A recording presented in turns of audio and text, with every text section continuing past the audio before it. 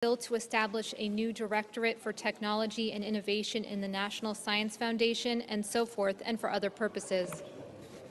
Under the previous order, there will now be 3 minutes of debate equally divided prior to a vote in relation to Amendment 1858 offered by the Senator from Texas, Mr. Cornyn. Madam President. Senator from Texas. Madam President, the Senate's not in order. The Senate will be in order.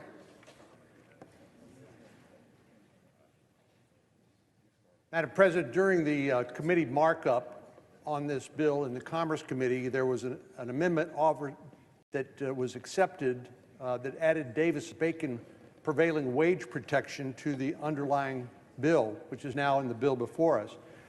This is purely a gratuitous addition to this bill because the fact is, in constructing these major semiconductor fabs, they pay far greater than the prevailing wage. But perhaps the most dangerous part of this is the fact that this now is being applied to private construction.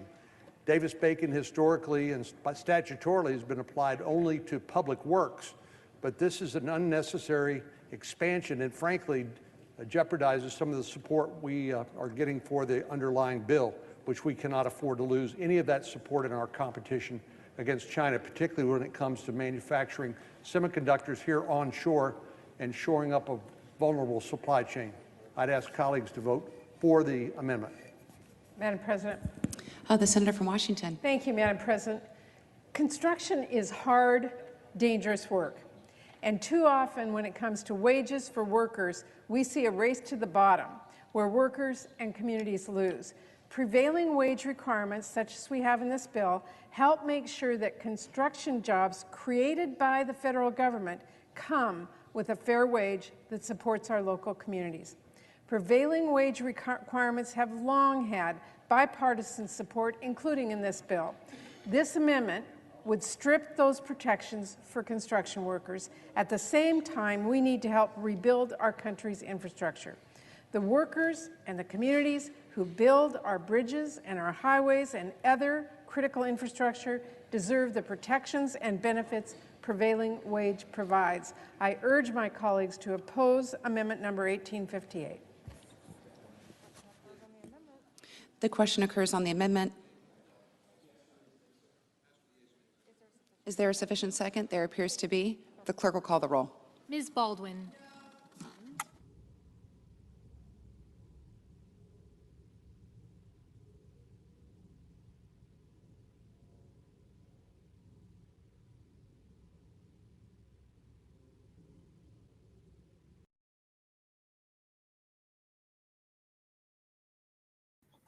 Well, good afternoon, everyone, and welcome back here to the Launchpad. You're watching our live coverage of the United States Senate, which is currently voting or in the process of voting on a couple amendments for Bill S-1260, also known as the Endless Frontier Act. This is a really important vote because it impacts a lot of different things in the United States for research and development, not only in space, but in a lot of different industries. But a big part of this is built into the Endless Frontier Act is a big challenge to NASA's Human Landing System contracts. In this, it will basically force NASA to have to select 2 lunar lander options.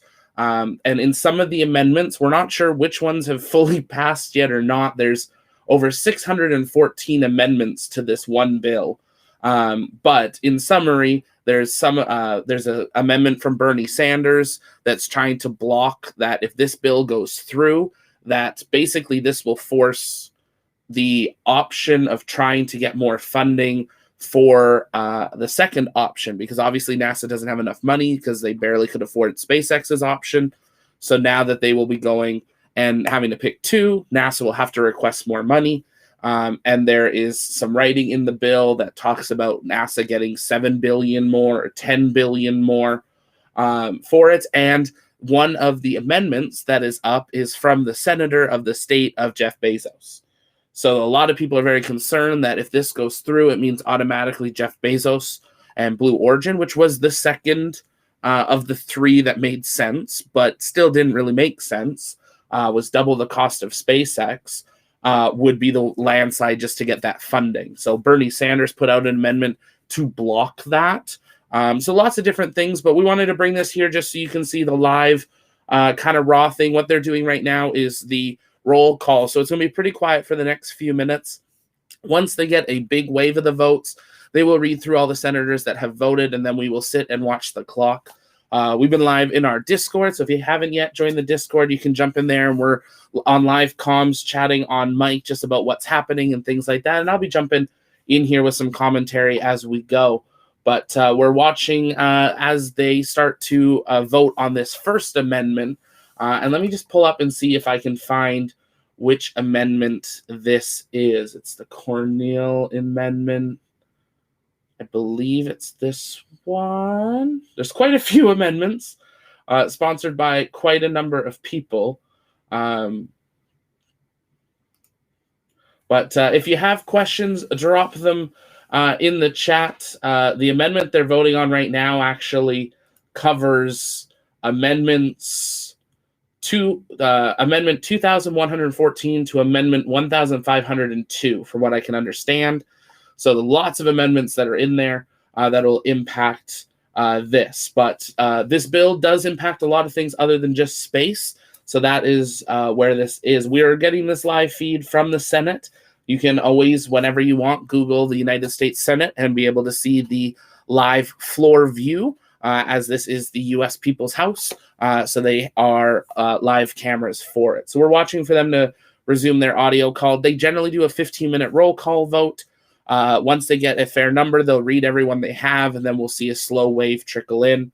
On the last vote that just finished, as we were waiting to go live, the clock ran out, and they still went on for another 10-15 minutes. So we're not too sure how quickly we're going to get through this, but there's a few things that we're watching for them to do. So starting at 3 p.m., they had 6 votes they were planning on. They just finished the first one, so 3 p.m. Eastern.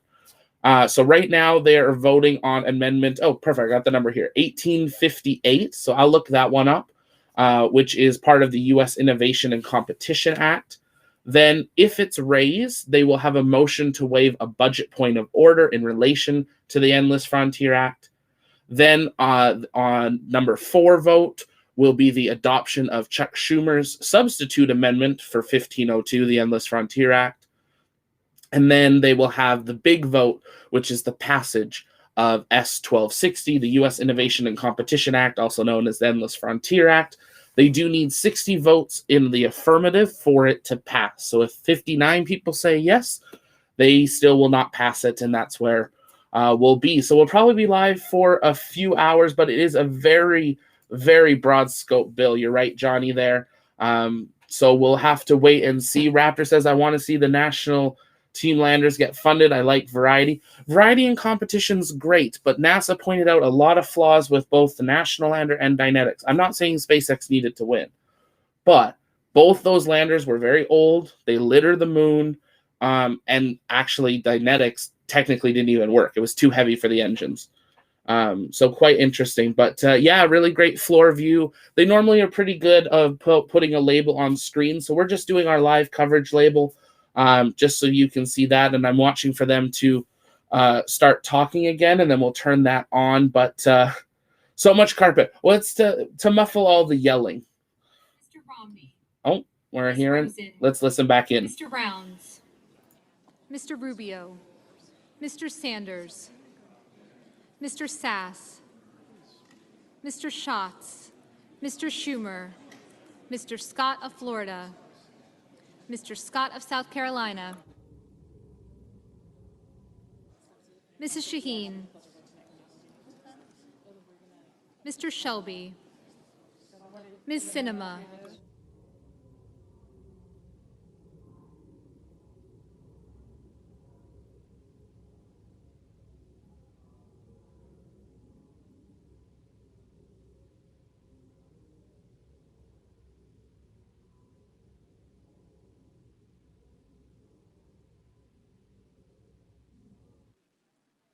Ms. Smith, Ms. Stabenow, Mr. Sullivan, Mr. Tester, Mr. Thune, Mr. Tillis, Mr. Toomey, Mr. Tuberville, Mr. Van Hollen, Mr. Warner, Mr. Warnock, Ms. Warren, Mr. Whitehouse,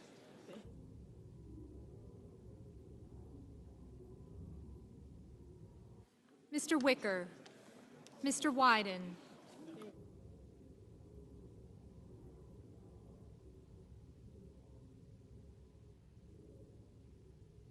Mr. Young,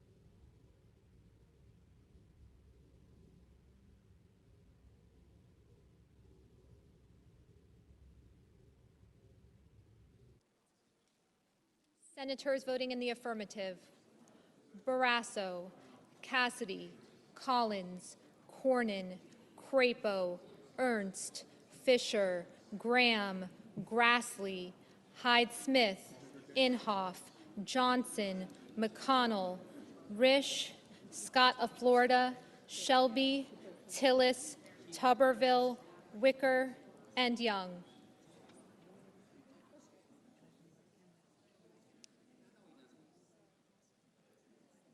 Senators, Mr. Toomey, aye. Senators voting in the negative: Baldwin, Blumenthal, Blunt, Booker, Cantwell, Carper, Daines, Durbin, Feinstein, Heinrich, Kelly, Kennedy, Klobuchar, Lujan, Manchin, Markey, Murphy, Murray, Padilla, Peters, Reed, Rosen, Rubio, Schatz, Schumer, Sinema, Smith, Sullivan, Van Hollen, Warner, Whitehouse, and Wyden. Mr. Sanders, no.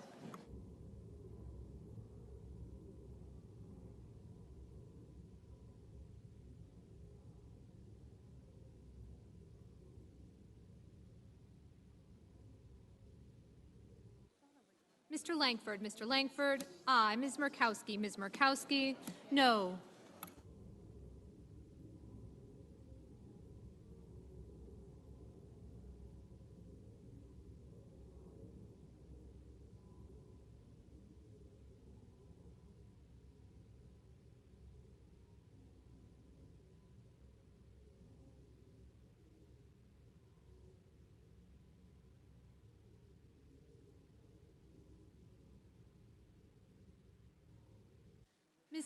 Ms. Hassan, no.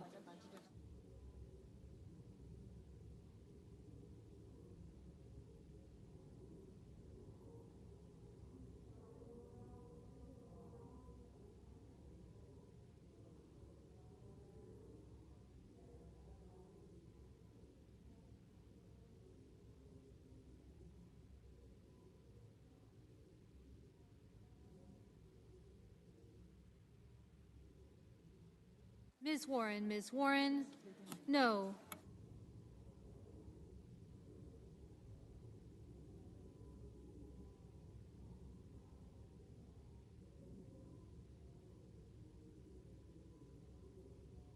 Mr. Marshall, aye. Mr. Casey, no.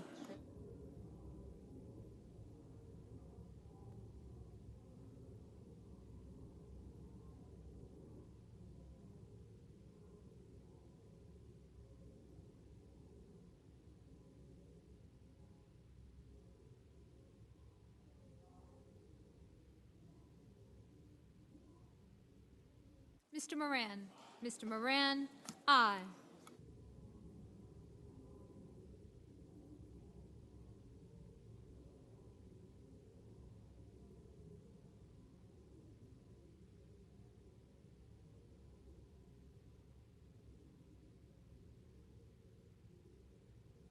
Mr. Bozeman, aye.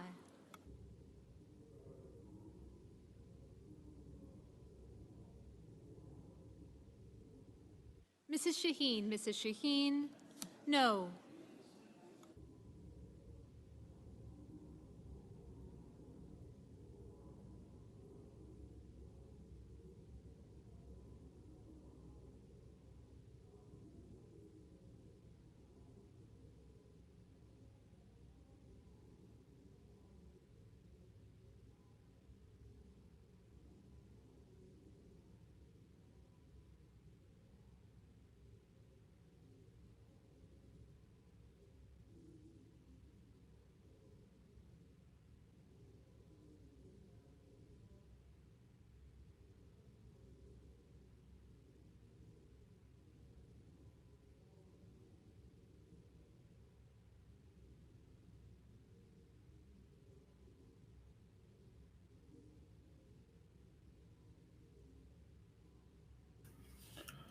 Well, again, welcome back, everyone, here to the launch pad. Here at the pad, we cover everything space, space flight, space engineering, and the future of space and STEM. And that is why we are bringing you this live coverage of the U.S. Senate voting on S-1260, the Endless Frontier Act.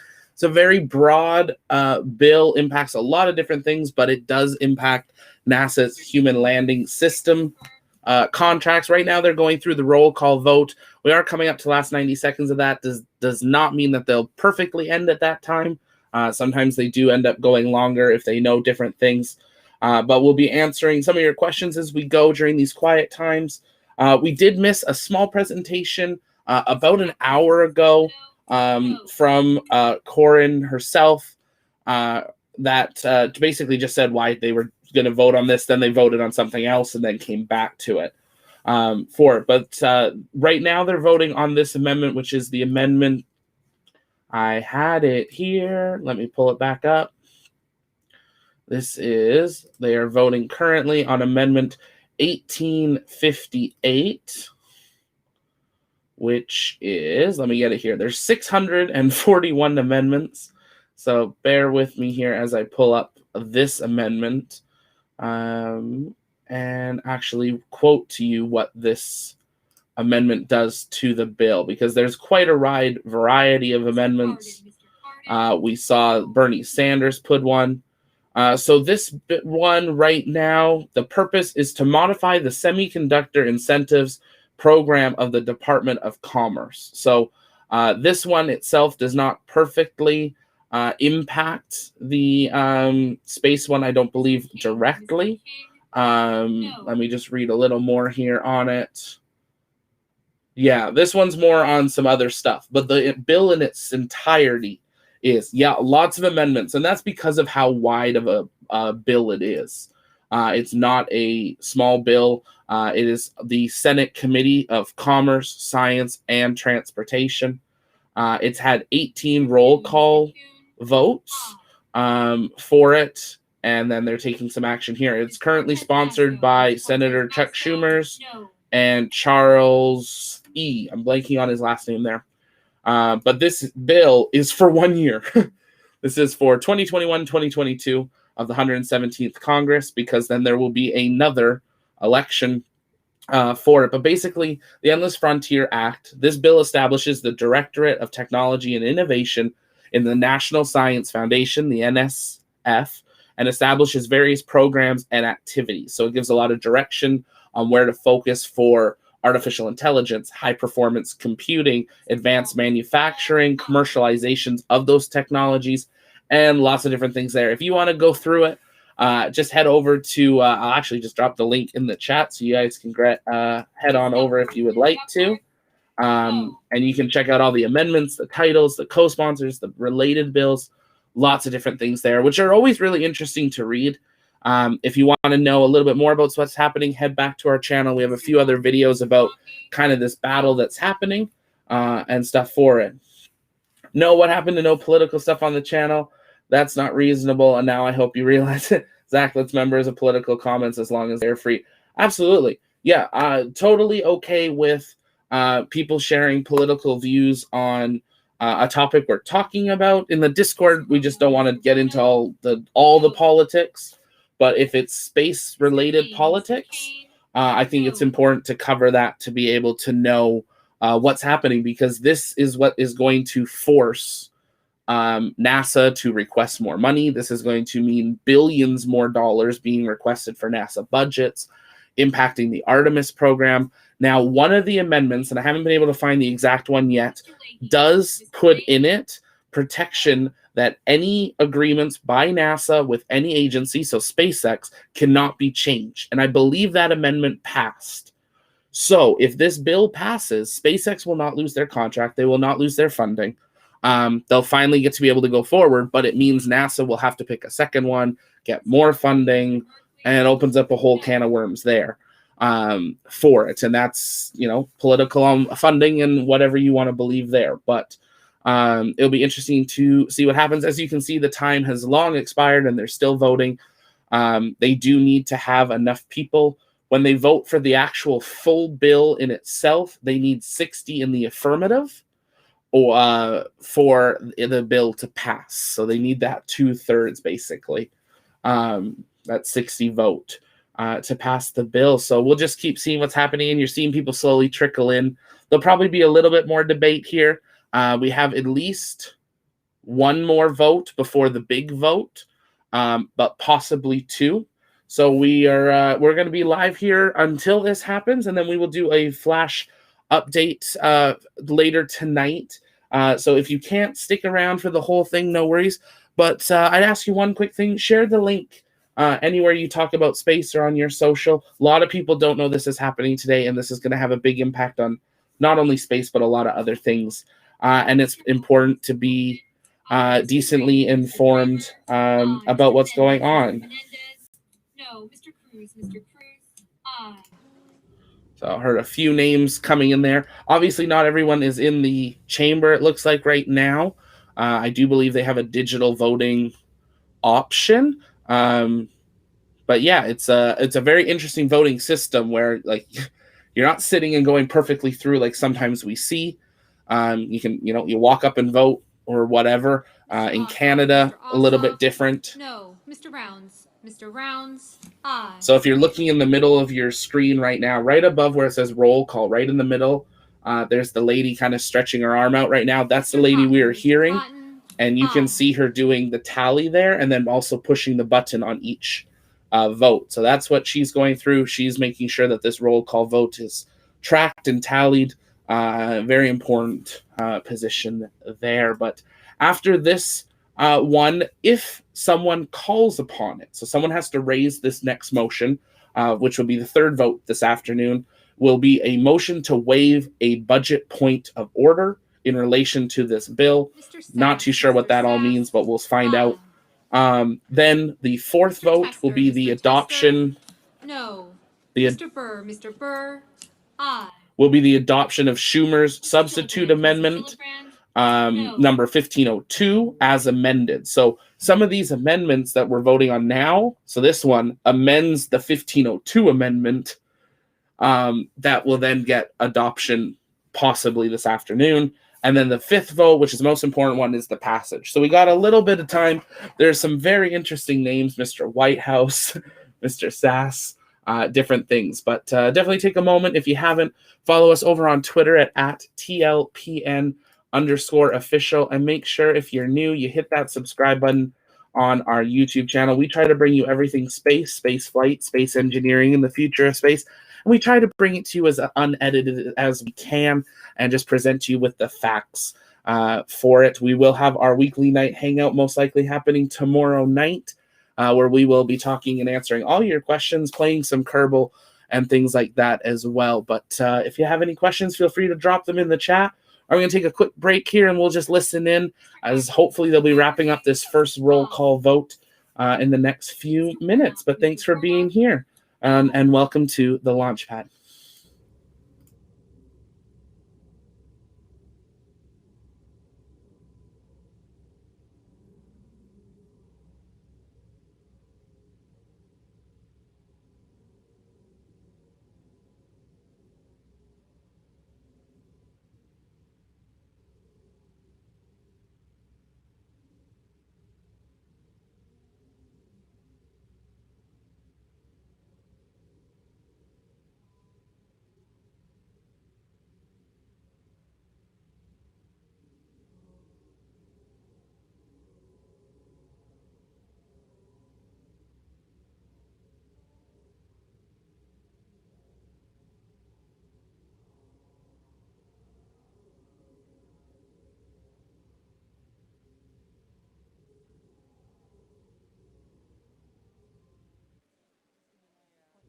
Ms. Stabenow, Ms. Stabenow? No.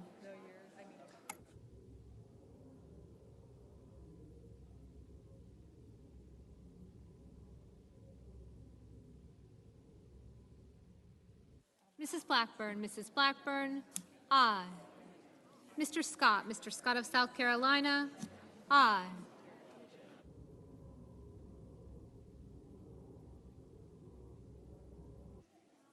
Ms. Lummis, Ms. Lummis? Aye. Mr. Hawley, Mr. Hawley? Aye.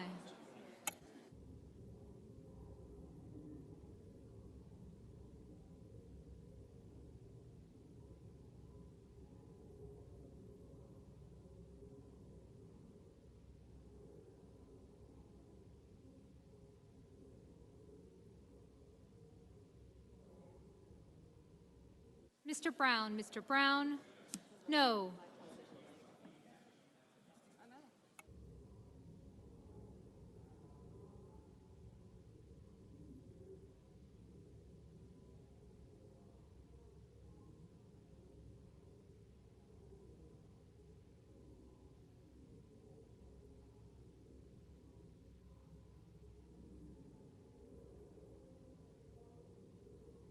Mr. Portman, Mr. Portman? No.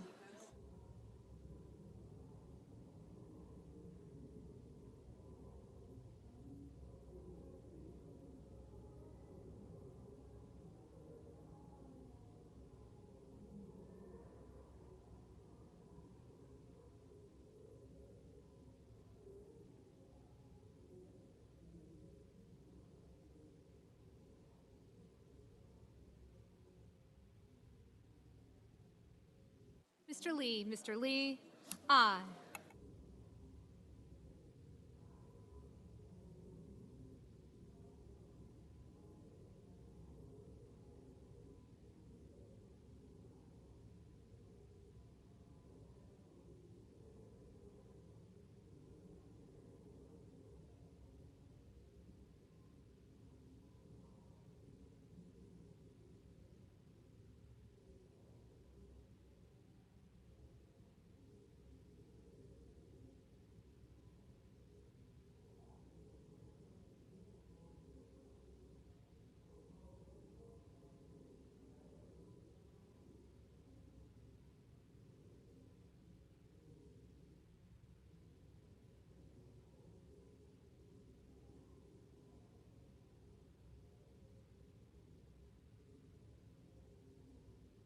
Mr. Bennett, Mr. Bennett? No.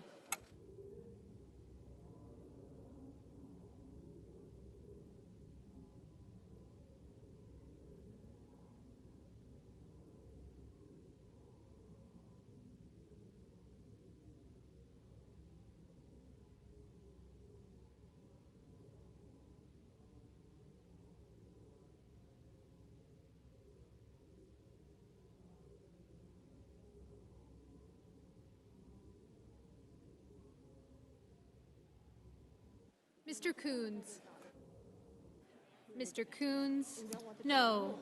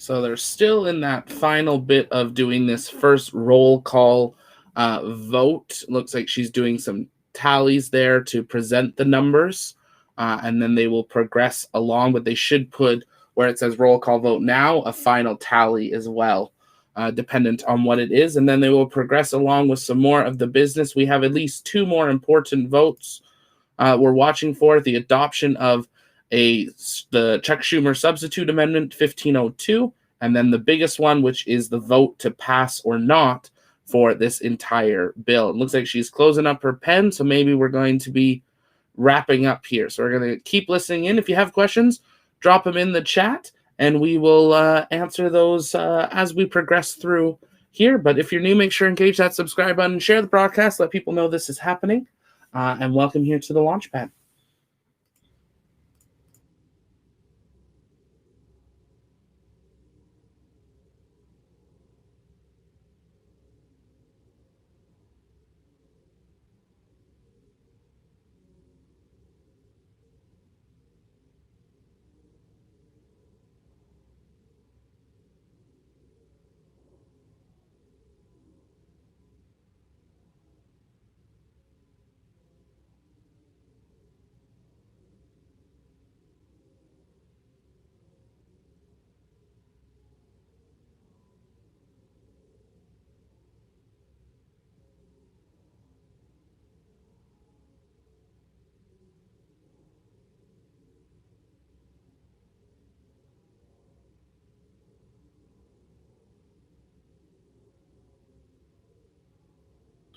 See a question here from, I'm going to say W because I know I'm going to say your name wrong, and I apologize about that. In short, are they voting for more or less money for NASA? So right now, this does not involve necessarily any dollar amount specifically. It does give direction on how money has to be spent, and how they want it to be like fairly spent or things like that. So in this, if it does pass, most believe that there's going to be about a $7 to $10 billion budget needing to be required for that second option of Artemis. So we're waiting to see what will happen with that. We don't have a direct outcome for sure. Like if this passes, this is what's going to happen. But if it does pass, this will make NASA have to be able to pick a second HLS contract and things like that. And then they have to get their budget. So this does not change their budget. NASA will need to request another budget, but this will basically be NASA being able to point to this and be like, well, you're forcing us to do it. Give us the money or we can't do it. Correct. Yeah, they are voting to make NASA choose Blue Origin for HLS. I don't know where the money is coming from. Correct there, Theo. Yeah, that's basically, if you boil it way down, it's what it is. A big part of this bill, one of the amendments comes from the senator of Washington State, which is the home of Jeff Bezos, Blue Origin, and Amazon. So it does kind of put the writing on the walls that's why she's been fighting for it so hard, is that it will go to Blue Origin. They were the next option. The Dynetics actually had functional issues, so we're not too sure on how that will go. But yeah, Raptor tax the people. Unfortunately, generally that is how it goes. But it looks like they're getting some more paperwork, so we'll see if we are getting ready here. As you can see, that clock that was on the screen doesn't necessarily always mean anything in it, but hate that this is not its own bill and being piggybacked like everything else. It's going to get Yeah, very true, Jeremy. Mr. Braun, aye. Yeah, they are very much just kind of adding this onto this bill and getting it through. Very much like a lot of stuff happened with the COVID bill as well. There was a lot of other not COVID related stuff in that bill, and it just kind of got snuck through. As I said, this bill has 614 amendments to it. I'm going to see if I can find a page count for the bill itself, if it has it or not. You can actually see the bill on the website. We dropped the link in the chat just a little bit ago. Oh, she's turning around and presenting. On this vote, the yeas are 42, the nays are 58. The amendment is not agreed to.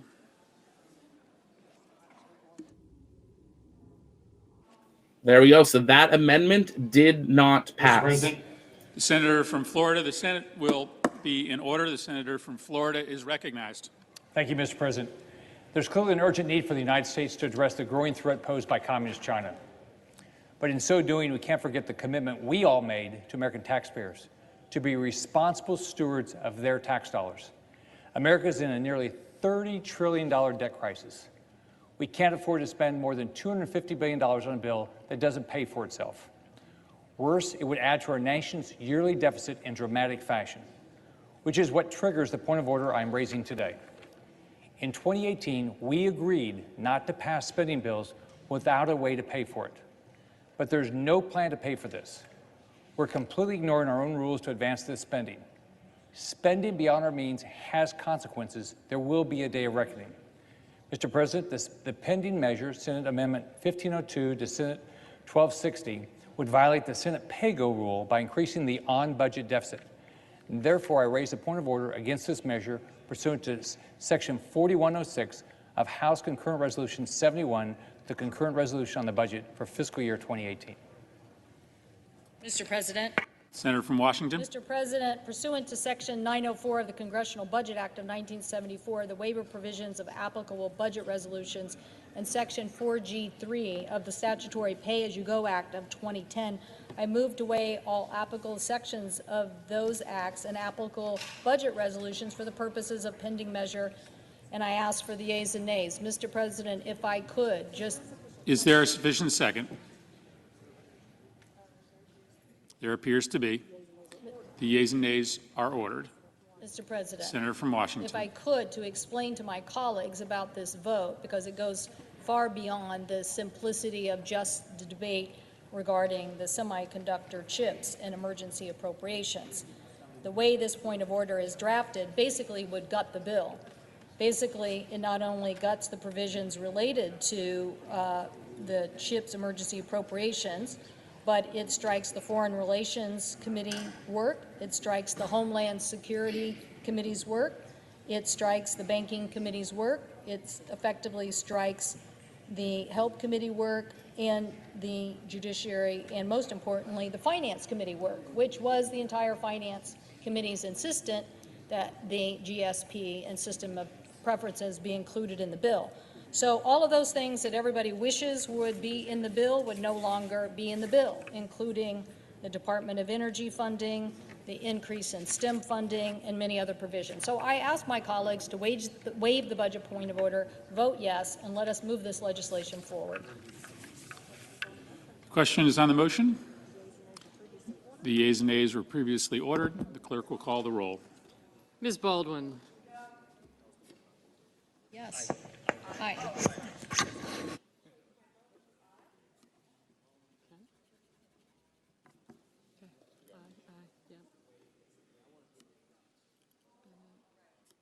Mr. Barrasso. Gotcha. Mr. Bennett, Mrs. Blackburn. Okay.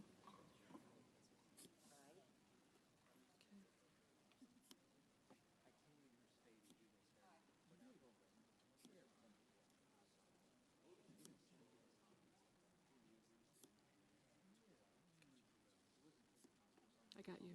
Thank you.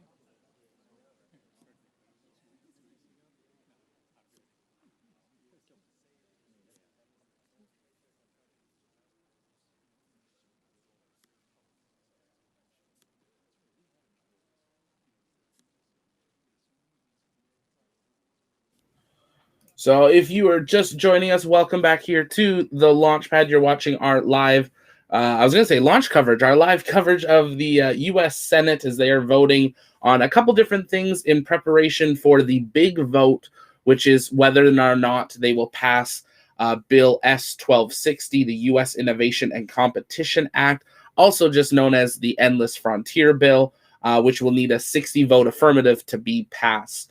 We just saw the Amendment 1858 in relation to the Endless Frontier Act not pass. It failed to pass, and now we are moving on to the second of 4 votes we are expecting.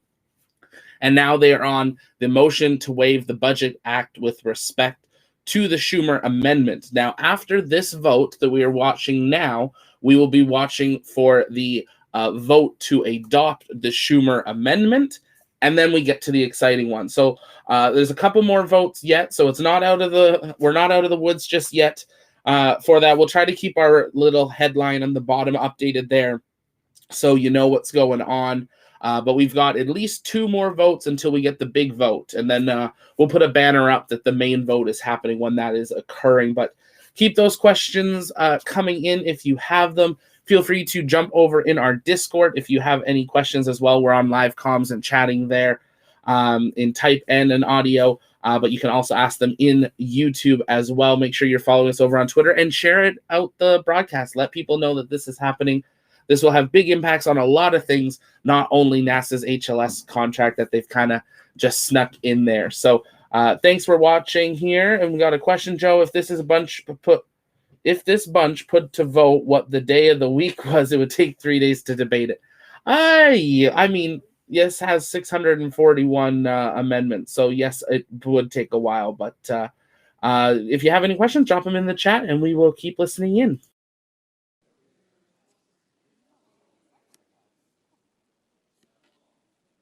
Ms. Klobuchar, Mr. Langford, Mr. Leahy, Mr. Lee, Mr. Lujan, Ms. Lummis, Mr. Manchin, although it should come in. Mr. Manchin, Mr. Markey, Mr. Marshall, Mr. McConnell, Mr. Menendez, Mr. Merkley, Mr. Moran, Ms. Murkowski,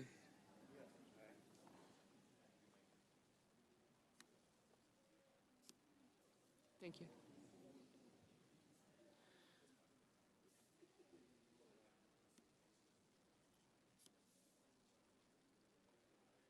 Mr. Murphy, Mrs. Murray, Mr. Ossoff, Mr. Padilla, Mr. Paul, Mr. Peters, Mr. Portman, Mr. Reed,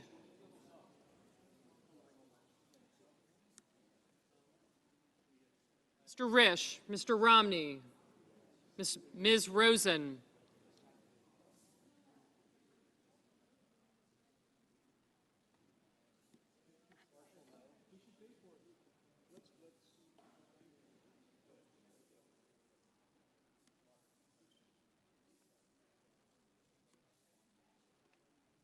you did, thanks.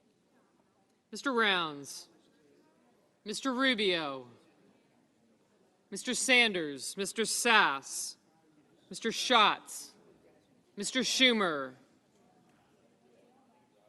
Mr. Scott of Florida, Mr. Scott of South Carolina, Mrs. Shaheen, Mr. Shelby, Ms. Sinema, Ms. Smith, Ms. Stabenow, Mr. Sullivan, Mr. Tester, Mr. Thune, Mr. Tillis, Mr. Toomey, Mr. Tuberville, Mr. Van Hollen, Mr. Warner, Mr. Warnock, Ms. Warren, Mr. Whitehouse, Mr. Wicker, Mr. Wyden, Mr. Young.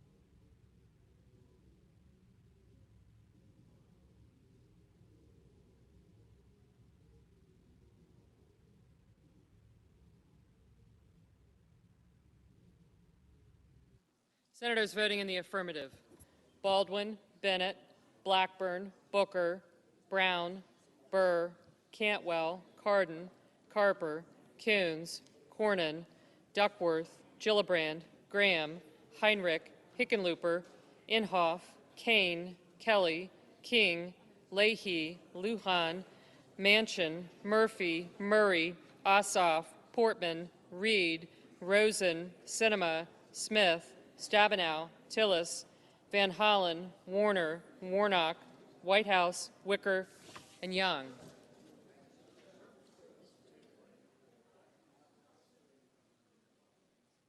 Senators voting in the negative: Bozeman, Braun, Cotton, Kramer, Hoeven, Johnson, Lee, Lummis, Marshall, Paul, and Scott of Florida.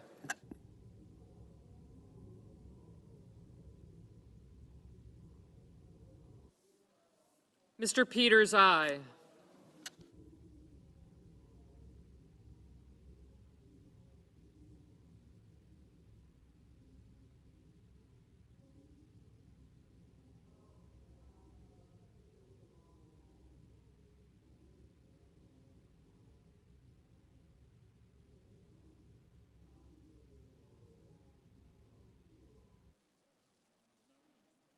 Mr. Langford, no.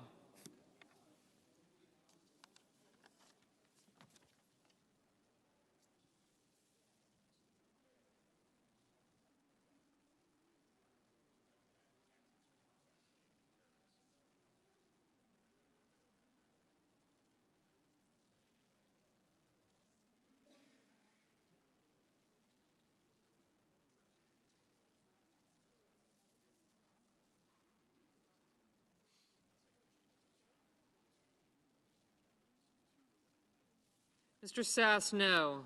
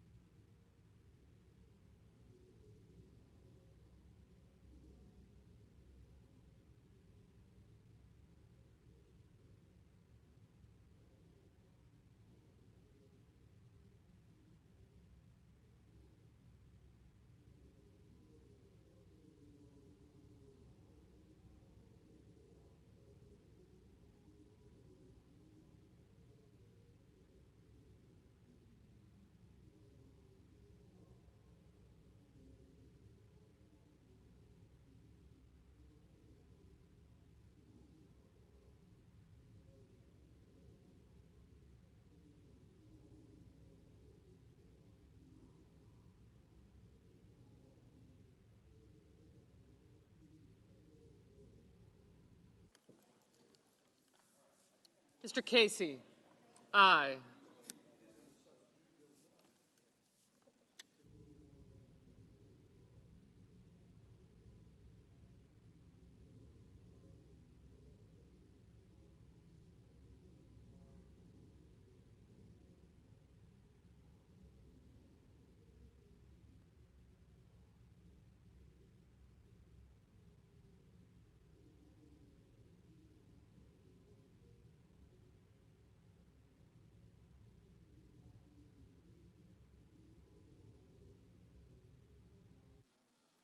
Mrs. Feinstein, aye.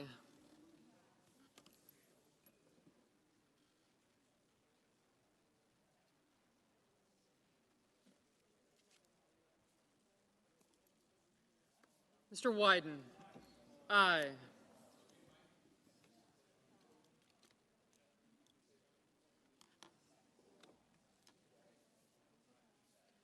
Mr. Crapo, aye.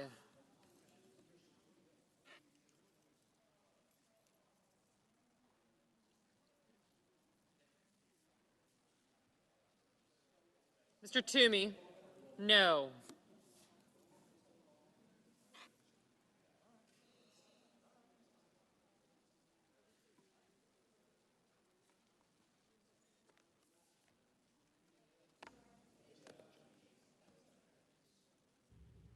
Mr. Cassidy, no.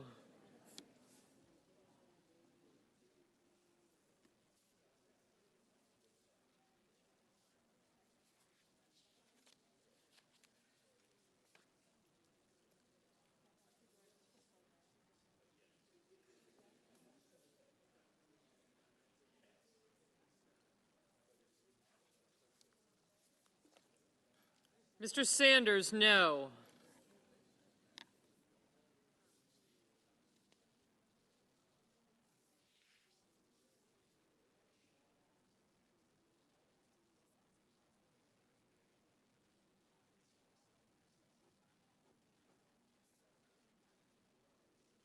Mr. Moran, aye.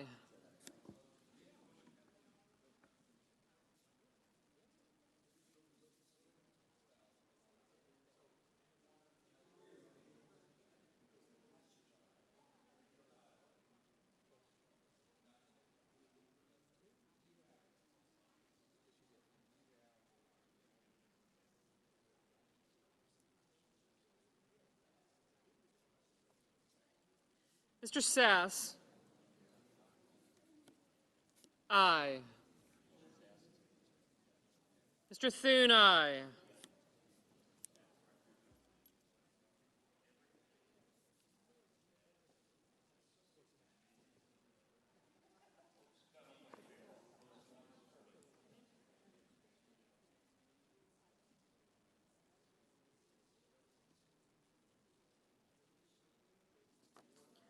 Mr. Scott of South Carolina, no.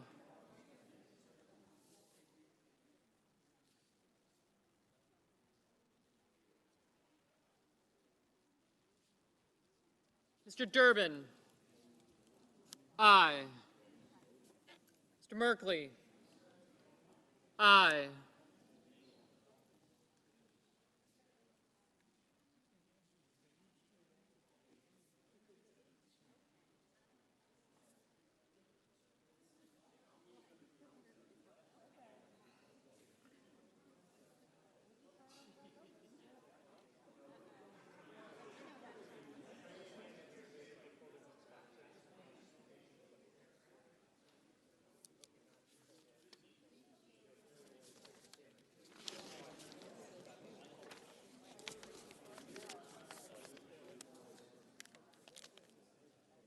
Ms. Collins?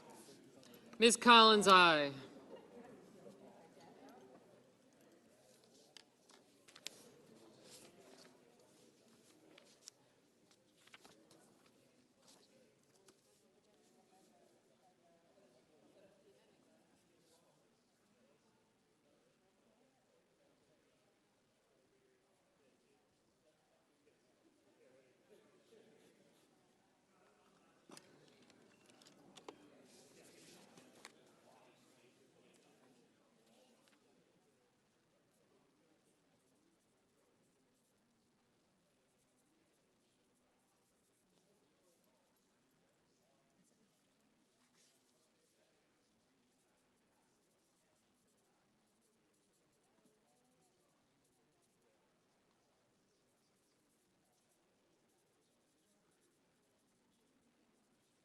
Mr. Markey, aye.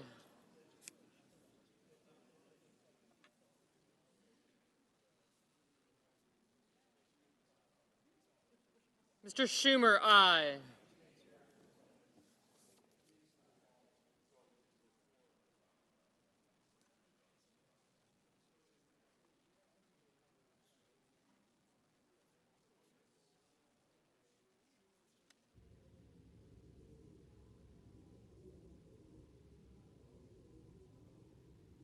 Mr. Tester, aye.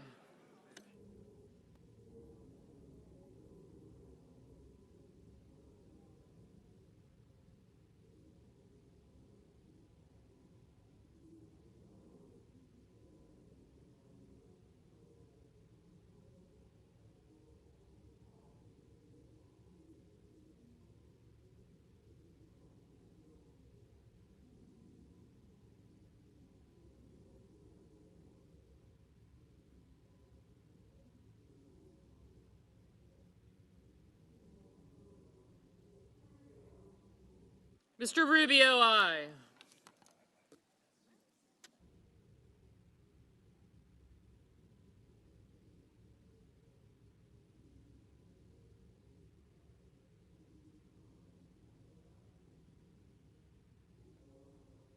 Mrs. Fisher, no. Mr. Rounds, aye.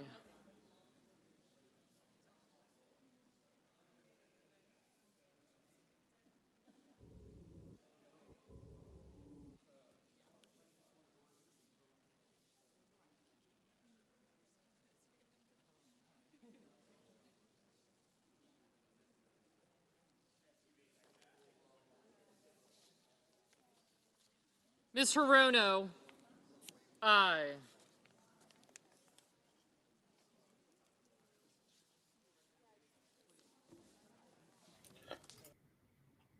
Well, hello everyone, and if you're just joining us, welcome here to the launch pad. Here at the pad, we cover everything space, space flight, space engineering, and the future of space and STEM, and you're watching our live coverage of the U.S. Senate voting on the Endless Frontier Act, or Bill 1260. Now, right now, they're in their second vote. This is the motion to waive the Budget Act, so this was one that we were waiting to see if it would get raised, and it was. This was not a required vote, but it was raised. So we are expecting to see at least 2 more votes following this one. Now that that timer clock has run out, I always point out this is the U.S. Senate. Does not mean that it will always finish voting on time. Very rarely does it. But you're seeing right now that lady in the orange in the center. She's got that long sheet. She's doing her tallying as people vote and is dictating that. So that's the voice that we are hearing. You can see many of the known U.S. politicians going in and out of the chamber as they vote, as this is a very big bill, very partisan for it. So right now we are watching the motion to waive the Budget Act of it, and this is going to just help move the bill along for it. Next up, we are expecting to see a vote on the adoption of Chuck Schumer's substitute amendment 1502 for it as amended. So 1502 has about like 140 amendments to that one amendment, and they'll be voting on whether they take that full amendment, and then it's the big vote, which is the passage vote for Bill S-1260, the U.S. Innovation and Competition Act, as amended, if amended, and that is also known as the Frontier Act, Endless Frontier Act. For that bill to pass, it will need a 60 votes in affirmative to pass. So we're waiting to see what will happen. This will have some big impacts on NASA's HLS projects and future funding and stuff. Now, one thing to note for this, no Congress can force another Congress to do something. So this bill is for 2021 to 2022. There'll be another midterm election in the United States, which means there will be a change in the Senate again. So this really only impacts for about the next year and a bit. But it does lay some foundations for different things happening. So you can see that long tally sheet that lady in orange has. She's striking it left and right as she's voting, but she's also pushing those buttons for yes and no's as people are voting. So if the motion to waive the Budget Act is accepted, I believe that means we will move to the other vote. So we're wanting to see an acceptance here so we can progress along. We might see a little more debate for each one, or at least a small presentation for it. But we're just coming up on that 1 hour mark, and we're coming up to the end of our second vote here. So we're probably, I would say, about half an hour or so away, I hope, from starting the main vote. But we will live tweet that out and everything there. But if you're new here to Launchpad, make sure you've engaged that subscribe button so you never miss our live launch coverage, space news updates and flash news updates, our exclusive interviews, and so much more. We've got lots of stuff coming for you, but we always try to bring you these type of broadcasts so you can see the real raw space history and advancement of space as it happens, because it's important to know what all is happening and how that funding is going to be progressed, because this is really going to force NASA to have to select a second human landing system contract, which we all know and assume is going to be Jeff Bezos's Blue Origin national team lander, which is double the cost of SpaceX's. SpaceX now, in one of the amendments that we do believe was passed, which I believe will go in with this big amendment. We're expecting the adoption of the big amendment, which is the next vote. It enforces that NASA cannot withdraw any previously awarded contract. So it means that the contract that NASA has awarded SpaceX cannot be touched, which is a really good thing. It means SpaceX gets it. Now, this does not clear everything up. We still have a GAO protest that is happening. So we have to watch on that as well to see what's happening there. But we're going to keep listening in as this vote starts to wind down and should be hopefully wrapping up here in the next few minutes or so. But if you have questions, drop them in the chat. I'll be jumping on and off answering, but we want to give you this just like live raw coverage so you can listen in and answer your questions as they go. If you haven't yet, make sure you follow us over on Twitter so you never miss news updates or live tweets as it happens. And you can also join us over on our Discord just to join the conversation, ask questions. We do Discord exclusive live streams. Over half of our Discord's open to the public, so we invite you to come on over, join the conversation as we build this community of team space here at the launch pad. But we're going to listen in. We got here, James also needs to go through appropriation for funding for the correct. So if this passes, NASA will then have to request more funding, and then it has to go for appropriations. This does not give NASA the funding for the second contract, but this does require the second contract. So that's very interesting, is that it's going to require it, but not give the solution on how that can happen. But it's also not going to let them take money back from SpaceX. So it's a very interesting political system. We don't get into a ton of politics at the launch pad, but when it's something like this that's so impactful to the future of the Artemis program and things like that, let's be honest, this isn't going to affect SpaceX in any way. Yeah, they'd like the 3 point whatever billion, but it's SpaceX, it's Elon. They're going to move on and carry on with what they're doing. That's what we're seeing now. They're still under an order not to progress on the human landing system contract until the GAO protest is done, which can be up until the end of August. They're still progressing. We're still going to see an orbital test. But this is going to have an impact on, do we see 2 human landers very soon and all that different stuff. If you want to know more about all that, check out a few of our other videos talking about the HLS contracts. We go into the option A contract, the option B contracts that are going to be announced later this year, and things like that. So there's lots of things happening. This is just a couple companies that were upset that they weren't selected for the first contract, and that has led to it. This bill has a ton of other stuff in it. The space stuff was just added on. This is not just a space bill. It just has a cool name that ends up kind of linking to space. So, but drop your questions in. Join us over on Twitter and Discord, and I'll be back in just a couple minutes as we hopefully are going to see this vote here on the motion to waive the Budget Act wrap up in the next few minutes, and then we'll progress to the 2 big votes of the day, the adoption of all the amendments, and then the actual vote to pass the bill. But you're watching our live coverage right here on the launch pad of the U.S. Senate voting on S-1260, the Endless Frontier Act bill.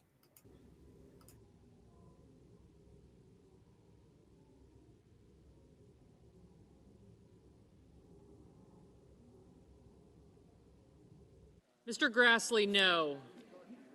Ms. Ernst, no.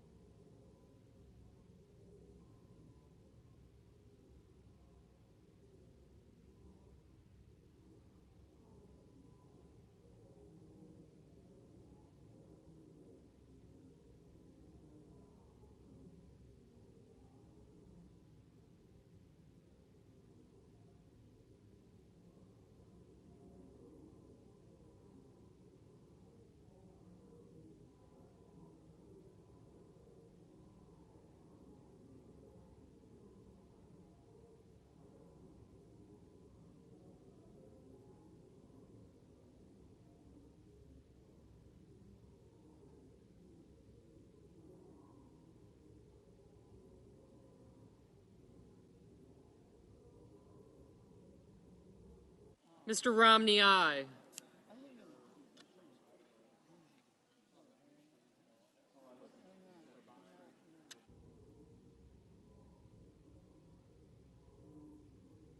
Mr. McConnell, no.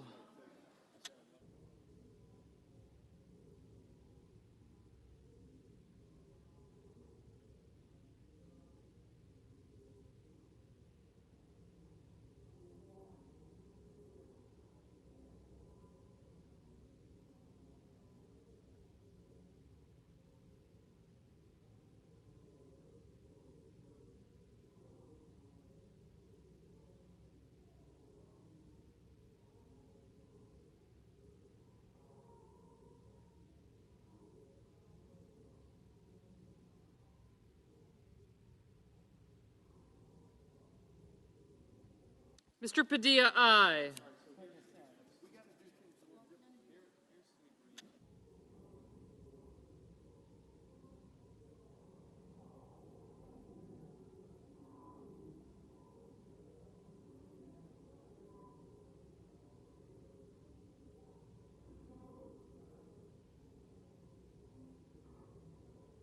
Mr. Hawley, no.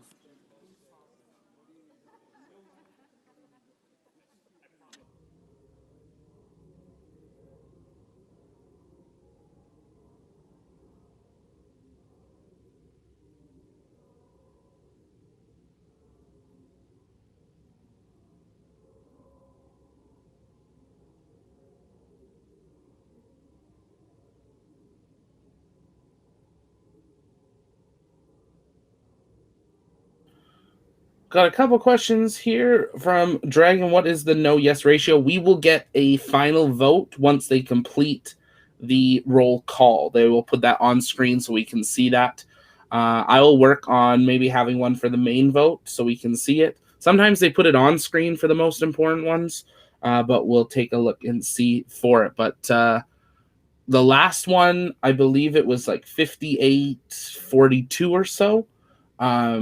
For it. So we'll look and see what happens. Right now, they're working on the motion to waive the Budget Act with respect to the Schumer Amendment, which is the Schumer Amendment is what they're going to be voting on next to adopt that amendment. So that's they need to get through this to be able to progress to those final two things. But that's why you can also see the chamber has filled in quite a bit. Lots of people voting on this one. Very big topic for. Looks like a lot more of the Republicans are voting no. Interesting view. I've been looking to see who's voting what, and we'll see what happens for it. But we should have that final roll call for this vote here, Dragon, in the next couple of minutes. Can you post the direct YouTube link to the vote if there is one available? To the Senate website, you're meaning there? Yeah, I can grab that. This is on their website, so it's not on YouTube specifically. But if you just even Google, like, watch the U.S. Senate live, you can access their floor webcast here. Here is the link. It should be in the description of this stream as well, but I'll double check. We might not have actually added it. Nope, we didn't. Let me add that in.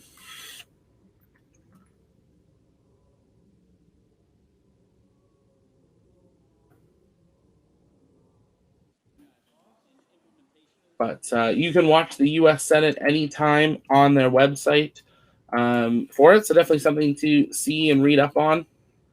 And know what's happening if you're in the United States or even around the world, because the Artemis program will have a lot of impact globally for it. So, big question.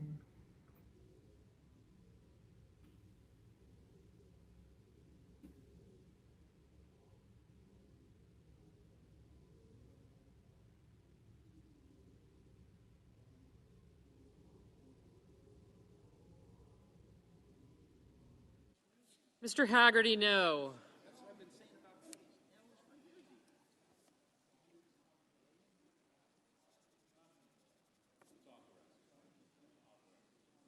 Mr. Risch, aye.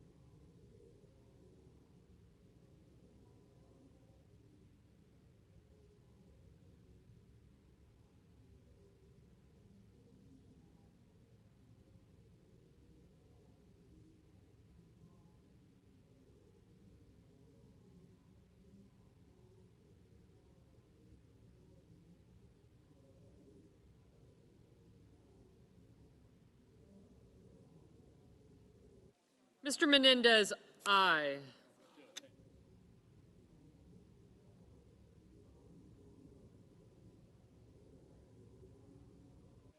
Mr. Sullivan, aye.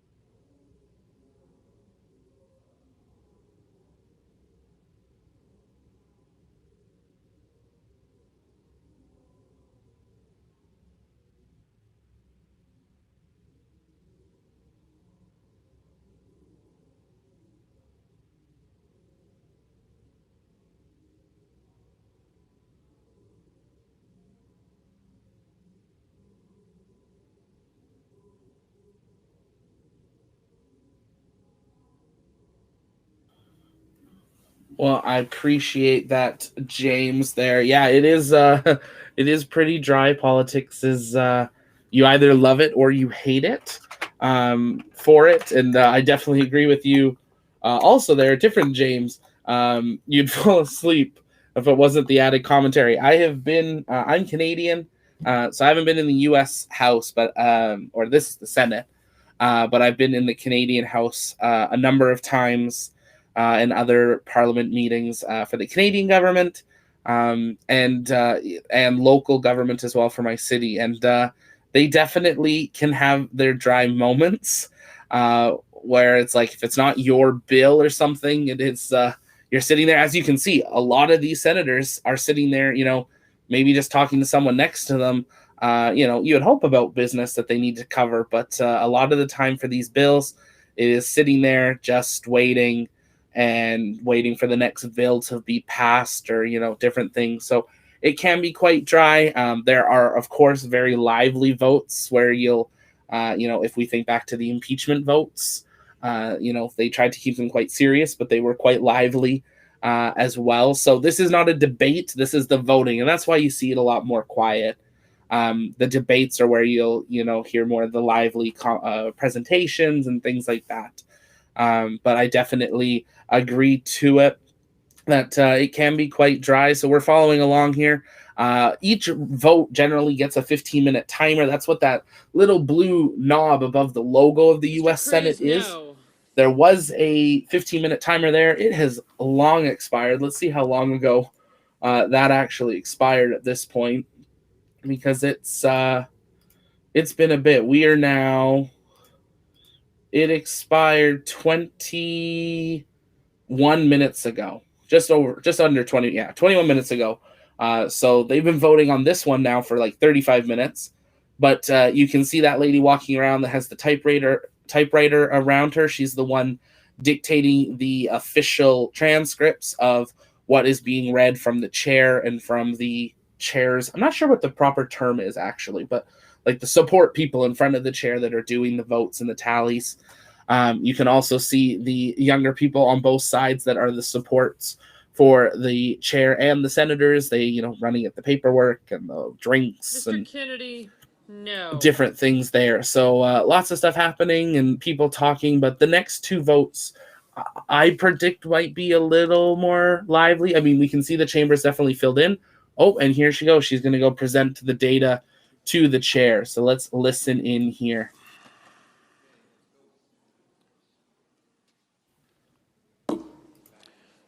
On this vote, the yeas are 72, the nays are 28. 3/5 of the senators duly chosen and sworn have voted in the affirmative. The motion is agreed to, and the point of order falls. Mr. President. Senator from Washington. Mr. President, we've been working for almost a month to review and vet hundreds of amendments filed by my colleagues on both sides. Many of you followed the floor debate here where we agreed to numerous amendments and had discussion on many more, I think 20 to be exact. We've been working on a manager's package that was previously objected to before we left for the recess. Since then, we've been working diligently with our colleagues, Senator Wicker on the Commerce Committee, to put forth a bipartisan package of amendments to improve the legislation. The Senate will come to order, and the senator from Washington. Many of these provisions have been great bipartisan efforts. Senator Ernst and Hassan, a bipartisan amendment to improve transparency of the National Science Foundation grant funding. Senator Collins' amendment to require an update on implementation of the Energy Implementation Act. Senator Blackburn had a technical fix on studying the possible threats to our communications network and fiber optic transmission. Senator Warnock, an amendment to clarify the definition of minority-serving institutions on STEM grants. Senator Cortez Masto worked on several bipartisan pieces of legislation to resolve issues on amendments dealing with critical minerals and recycling, something very important to us as a nation. So in total, we have 42 amendments, 23 led by Republicans, 19 led by Democrats, many of which, as I said, are bipartisan. These amendments would seek to improve the bill and accomplish member priorities. And this is what happens when you negotiate on the Senate floor in regular order. You vote on amendments, you have some voice vote amendments, and you have a manager's package. So I hope our colleagues will do the consideration of giving our colleagues a chance to have their amendments that have been agreed to accepted into this package. So I ask unanimous consent that the following amendments be agreed to in block.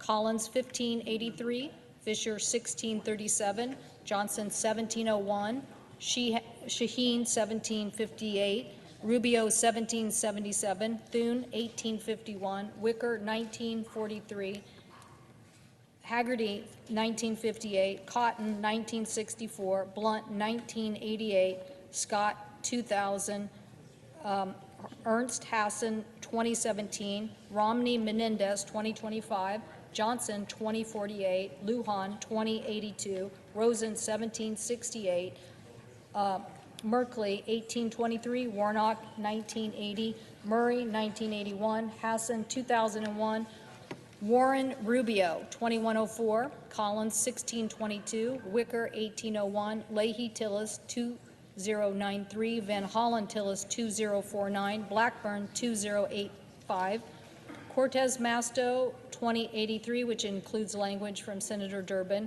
Langford 1945, Baldwin Braun 2026, Hyde Smith 1933, Hyde Smith 1841, Merkley Rubio Romney 2103, Ossoff 2105, Kennedy 2113, Barrasso 2094, Rubio 2106, Kane 2090, Barrasso Cardin 2101, Peters 2112, Cantwell 1905, Baldwin 2081, and Cardin Wicker as modified 1782. Is there objection? Mr. President, The senator from Kentucky. this bill adds over $250 billion to our debt. The additional debt will make us weaker, not stronger.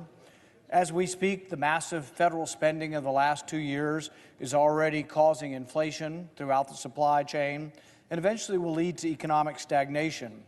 There's nothing conservative about this bill. The bill is nothing more than a big government response that will make our country weaker, not stronger. I object. Objection is heard. Mr. President, I do believe our colleagues have worked hard to have their legislation considered. I want them to know I'm going to continue to promulgate these ideas about competitiveness. You know, I had a chance to fly home, and for me, it's a long way. It's, 5.5 hours, so you get a lot of reading done. And I read Chris Wallace's new book about 1945 and the number of days that our nation had to respond to the threat of war, what it took them to go out and develop the Manhattan Project, get them to go and not only, in my state, develop the Hanford site, Los Alamos developed that, not only that, develop what happened at Oak Ridge, and both a scientific and response to make our nation more secure. All we're asking for here is a little R&D dollars. So I can tell you that I wish we would find the Leslie Groves of today, because those are the people that responded to our nation when we needed to respond in a competitive fashion. So I'm so sorry that our colleagues' amendments aren't going to be considered, but if my colleagues' underlying premise is that you don't want to respond to the competitive threats of our nation, you have a right to vote no. But holding up our colleagues' good work, I think is a mistake. I will commit to our colleagues that these important things on critical minerals, on transparency, on moving forward in science, we will continue to work with you.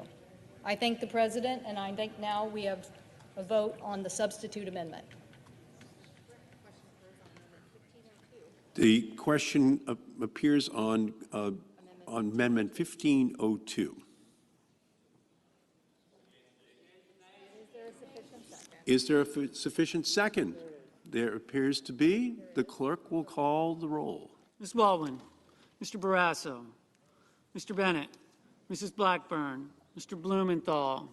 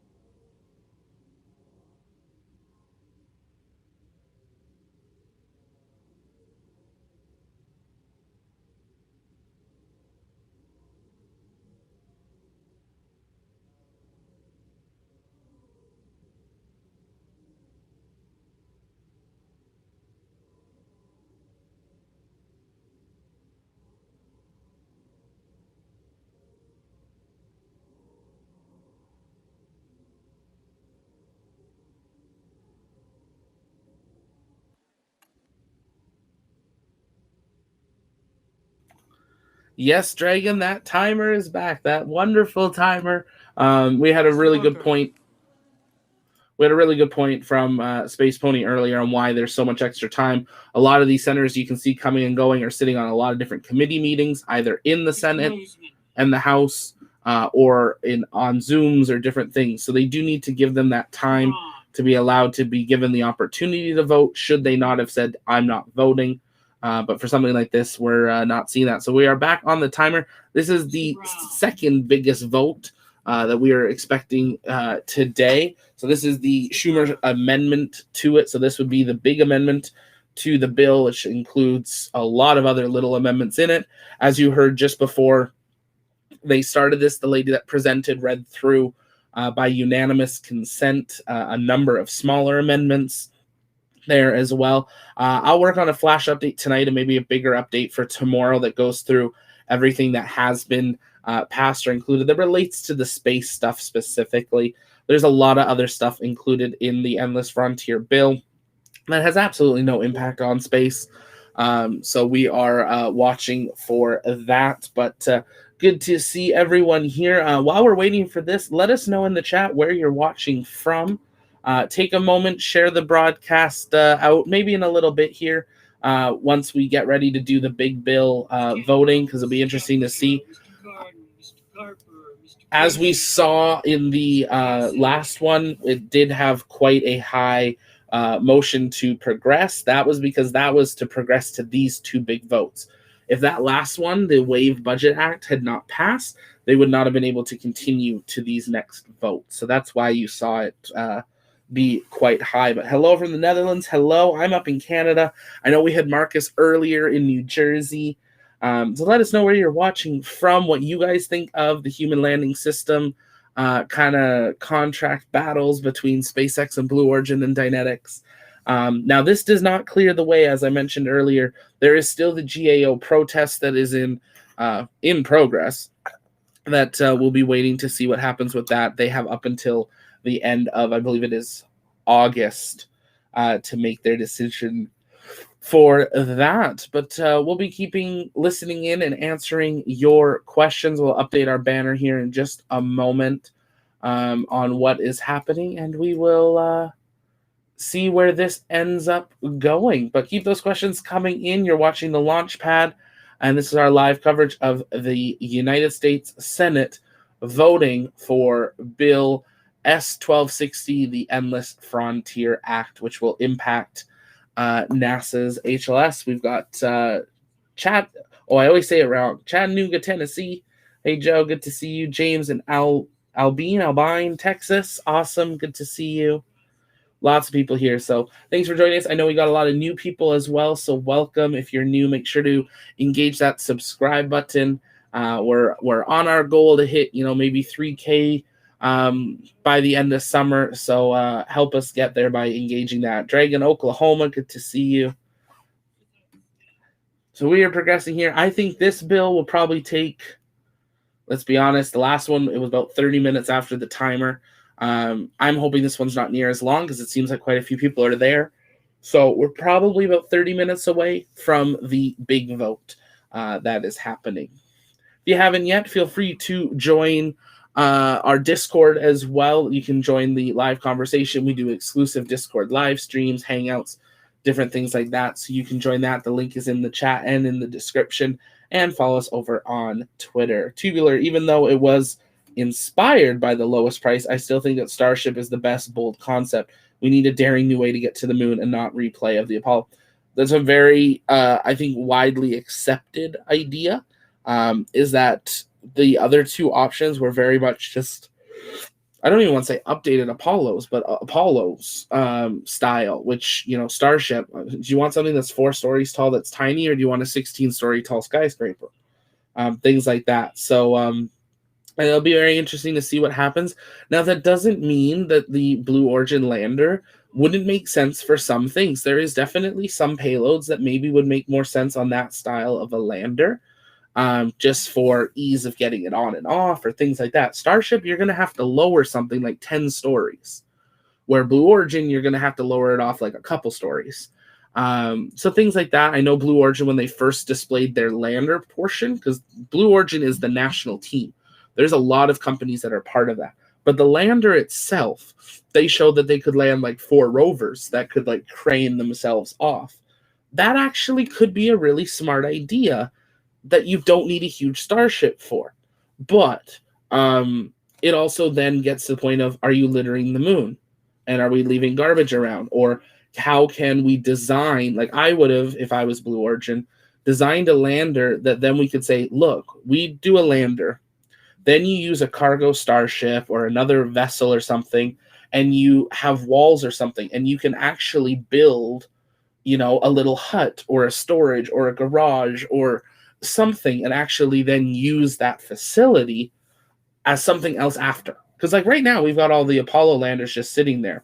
So I think something like that could have been really great. Not that you had to leave, but how can we retrofit this to do something? Maybe it's you land something else on top of it and you get a water tower, or so many different things. So it'll be interesting to see. But Starship definitely was the most bold, future forward thought. That at some point will either have to be permanently landed on the moon and retired, or launched into orbit and turned into a space station somewhere, or that's really the 2 options, really. So, Violet, I'm loving the production quality and the commentary. Well, thanks so much, Violet. Good to have you here. Appreciate you checking us out. Seeing lots of new names today, so thanks everyone for being here. Hit that subscribe button. If I try not to say it often, but if you're interested in helping support the channel, 2 ways you can do that. You can do super chats or super stickers. We have that active now, and no one's done one yet. So who's going to be our first? There's only one person that can ever be our first. So that's a great way to support the channel. I always try to answer comments anyways, so you don't have to do that, but it's a great way to support the channel. Or if the really best way that you're going to get the most out of it is check out our Patreon. We got discount tiers. We've got exclusive Discord channels to go behind the scenes, early access, scripting, different things like that as well. And you can check that out there. And it starts at $1.50 a month. And all of that goes 100% back into making this channel possible, expanding our team on the ground to bring you the best live coverage that we can, that just gives you that raw atmosphere and experiences, because we want it to be as if we can be there. We can't all be at all these launches, but we want to present it to you as best as we can. George, what's happening? I'm not familiar with the system and what's being on here. Great question, George. So today they are voting on the Endless Frontier Bill, S1260. Now, this bill is a very large bill. I'm just going to read the first line of the bill. So this bill is to establish a new directorate.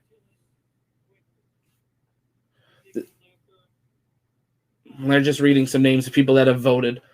To establish a new Directorate of Technology and Innovation for the National Science Foundation to establish a regional technology hub program to require strategy and report on economic, security, science, research, innovation, manufacturing, and job creation, and to establish a critical supply chain resiliency program and for other purposes.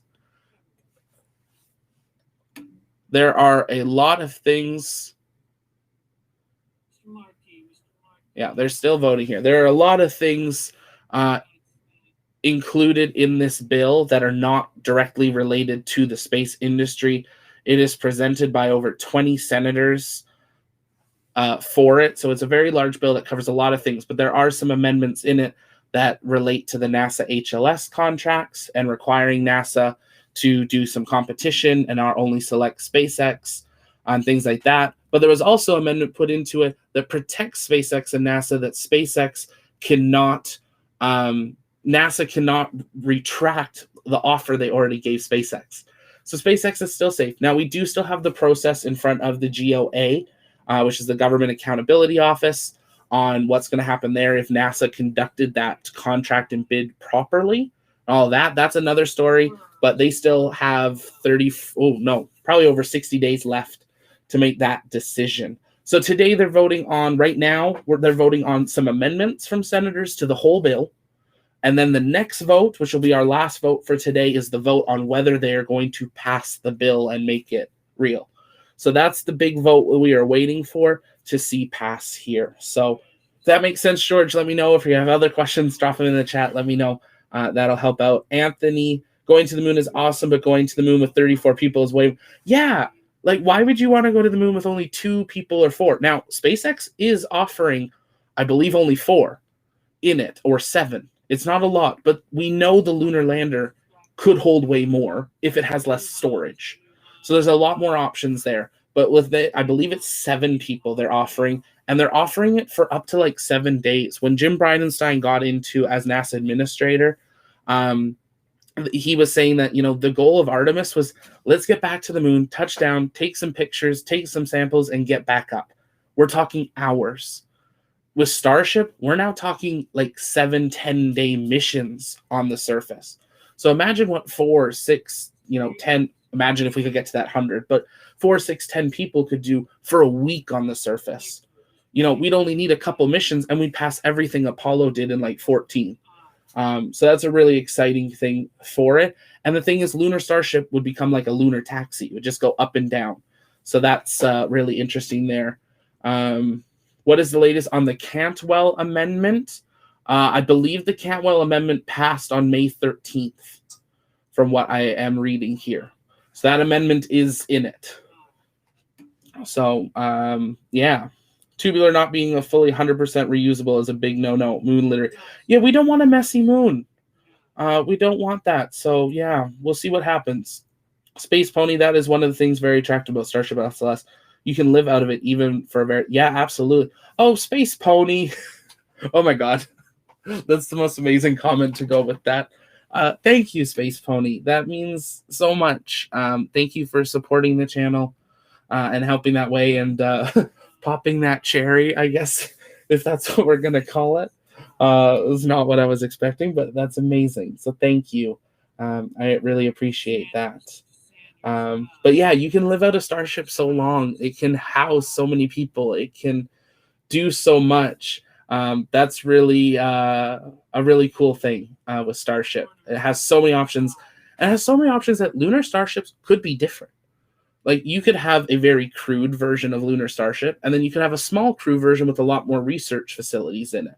So lots of different things that could happen with it. We don't know the final designs yet, which is exciting because we don't know what Lunar Starship will look like. We now know it looks totally different than we thought it did when they announced that they got the contract. So, Nicole, thanks for the information. Great as always. Not much about it in the news in Germany. Love your broadcast. So much more on explaining. Oh, thank you so much, Nicole. I appreciate it. Yeah, not a lot of people picked up on this happening today. I saw a couple people tweet about it happening yesterday, and then kind of nothing, which I was really surprised about, because this, yes, this covers a lot of other things, but but it's a big impact also on NASA, which you would think everyone's so hyped about the HLS contract. I mean, some of our best videos have been on that. You would think this would maybe have got a little more coverage. Also, just everything else it covers.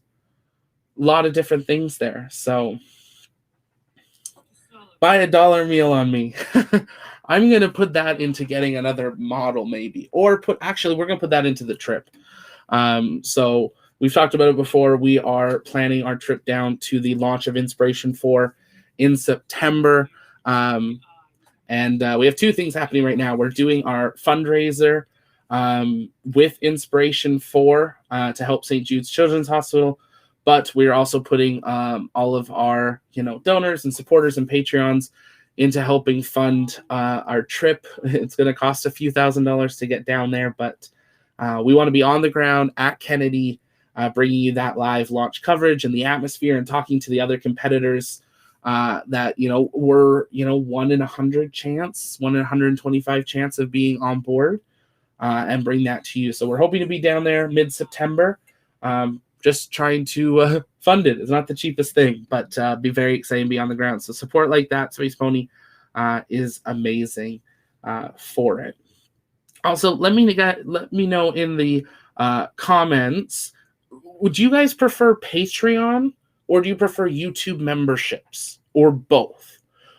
We want the Launchpad to be a community that's easily accessible, and I don't expect anyone to ever donate, but it is appreciated and it helps the channel grow and do more and expand the studio. We've already done one expansion and we're planning a bigger one this summer to do some more things in a bigger way. But what do you guys prefer, Patreon or YouTube memberships or both? That'd be awesome help for it. So I guess within a year, we will see concepts of an interior of a crewed lunar starship will be the best motorhome camper there is. Absolutely. I think, yeah, within a year, definitely. I'd almost hope by the end of the year, but maybe next year. CX Tyler, anything big happen yet? So we have had 2 votes happen so far. The first one was the Amendment 1858 from Senator Cornyn. It did not pass. It did not get put through. And then we had the motion to waive a budget point that got passed by more than 18 points than it needed. And that has moved us on now to this vote, which is the adoption of the Schumer Substitute Amendment 1502 with all its sub-amendments, which is well over 100 in it. And this is all the last final amendments. So that's happening now. And then on after this vote, which we're just waiting for them to get the last senators to vote on, is the big vote to pass the bill or not. So you're right on time. And that's the next big one. But this one, really, this is the biggest thing that's happened so far, that they're actually voting now to finalize kind of what the bill will look like and then vote on whether they are going to make it law or not. Anthony, does Patreon charge less than? Yes, Patreon generally has a lower overhead. YouTube, I want to say, is 30%. Patreon is not near that. So Patreon obviously is better. But if it's easier for you to do YouTube, then we want to have that as an option. Yeah, it's not hard for us to do both, but we don't want it to seem like we're, donate here, donate here, donate here, donate here kind of thing. We want to, just make it easy, accessible for how you guys want it. This, though this is my quote unquote channel, we want this to be our community. And do stuff and hopefully do meetups in the future, get down to Boca, maybe do some beach cleanups or different things. We, grow the community of people because there's people all over the world, and we don't only want to cover SpaceX. We try to cover everything space flight, space engineering, and the future of space and STEM. That's kind of our tagline. So, we've got some flash updates. We're doing this right now, so I haven't been filming this afternoon, but I've got a couple flash updates coming out tonight or first thing tomorrow on Relatively Space's new rocket announcement. We've got Rocket Lab with their Neutron, trying to cover everything. So want to make it, there's so much happening, it's hard to follow. So we're trying to bring that all here. If you are a writer or a space person that wants to help keep track of stuff, Discord's the best way. Connect with me directly. If you ever hear something about space, we have a tab on Discord that says send in a news tip. And that will help us make sure that we never miss anything. But we try to keep our pulse on everything. Anthony, aka you get more dollar on Patreon. Correct. Patreon is a bit better. And on Patreon, like we'll still have similar perks on YouTube if we do it. But on Patreon, like you have your Discord connected and it's a little easier. Tubular, unfortunately, I can't support financially, but I'll spread the word on your channel, hoping that you can. Oh, that's amazing, Tubular. Thank you. Yeah, absolutely. Like financial support, I know it's a hard time. This last year and a half has been crazy. So it's definitely totally understood, and it's not expected. We don't ever expect any donations. That's why we try not to bring it up a lot. But it is what helps make the channel possible, which is why you now see ads on our YouTube videos. Is, you know, we finally qualify for that, and just that little bit of you watching that 5-second or 15-second ad, even that helps the channel for it. So yes, YouTube does take more. Yeah. Neutron update. Nothing new really big in it, just that they are progressing towards it. That was more than anything. So there's no real news yet on the Neutron rocket, but we did see the announcement of Relatively Space's, what did they call it? Let me pull that up here. So Relatively Space is getting ready to launch their first rocket, but they announced their new Terran R. I believe it's Terran R. And that is a competitor, I believe, to a Falcon 9, but looks like a Starship. It is a 100% fully reusable rocket that is 100% 3D printed. That's really cool. So we'll have a video coming out about that later tonight, most likely. While I've been live, I got a call about my vaccine. So I'm hoping that this will wrap up here in the near future, because I will have to disappear. We've still got a little bit of time, about an hour and a half, and it should not take that long. But yeah, we'll make sure we get some of those updates out. It might be a little later tonight, but we'll make sure that we're covering absolutely everything we can in those updates. So you guys have that easy access point. We also have a video coming out hopefully by the end of the week. That is going to be your guide to the Artemis Accords. So really big things, more countries signing on. So we're working on a huge video that goes into absolutely everything of the Artemis Accords, and excited to bring that to you later this week. So if you have questions about the Artemis Accords, drop those in the chat and we will try to make sure those are answered in the video. But looks like they're looking around for the last few senators, and then we'll hopefully be wrapping up here in the next few minutes. Let's see how long past the timer ending we're at this point. Okay, we're only at about 7 minutes since the timer ended. And last time we went about 25 minutes. So we shall see what happens next with this. But thanks for hanging out here, everyone. Feel free to drop any questions in, and we will answer those as we progress along. But we're going to take a minute, listen in, and I will be back to answer your questions in a few minutes.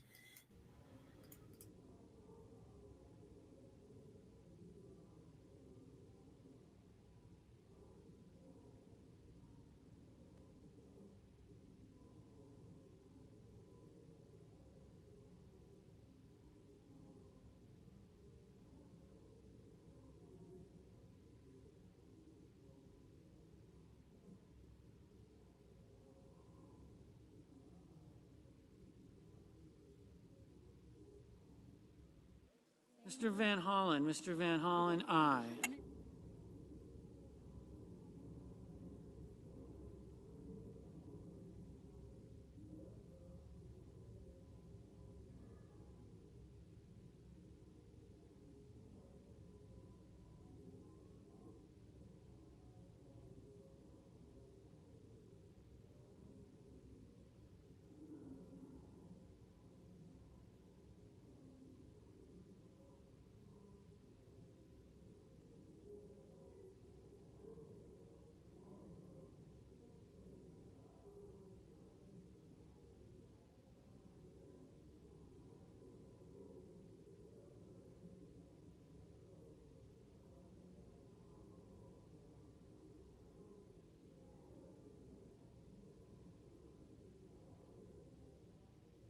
Mr. Kennedy, no.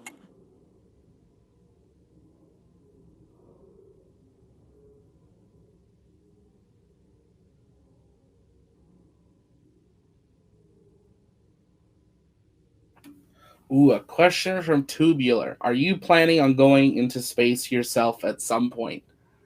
If you talk to like 3 to like 10 or 12-year-old me, 100%. I wanted to board that space shuttle and feel those SRBs and go into space. Like I think a lot of kids did if they were interested in space and science. And then the space program, you know, really in the United States, and I'm in Canada, so really our space program is the US space program, even though we have our own agency, really wrapped up. And now we are seeing it really come alive again, and we're seeing civilian options. And I mean, I know a lot of people don't necessarily enjoy Blue Shepard or New Shepard with Blue Origin, but I think that's a really amazing way, or Virgin Galactic, yeah, are really great ways for people like us to be able to cross that Kármán line, visit space at something that's not going to cost us White House, aye. tens of millions of dollars. Like if the launch pad ever got to the point I could buy a seat on Crew Dragon, 100% I'd be going, Mr. and Hoven, I'd be Mr. taking Hoven, no. you along with me. But you know, realistically, a New Shepard flight, if you know, let's say they come down to 100,000 or 200,000, you know, if we got to a couple million subscribers, that wouldn't be hard to be something to fundraise and really get to show what that's like and give you guys that experience as much as I get to do it.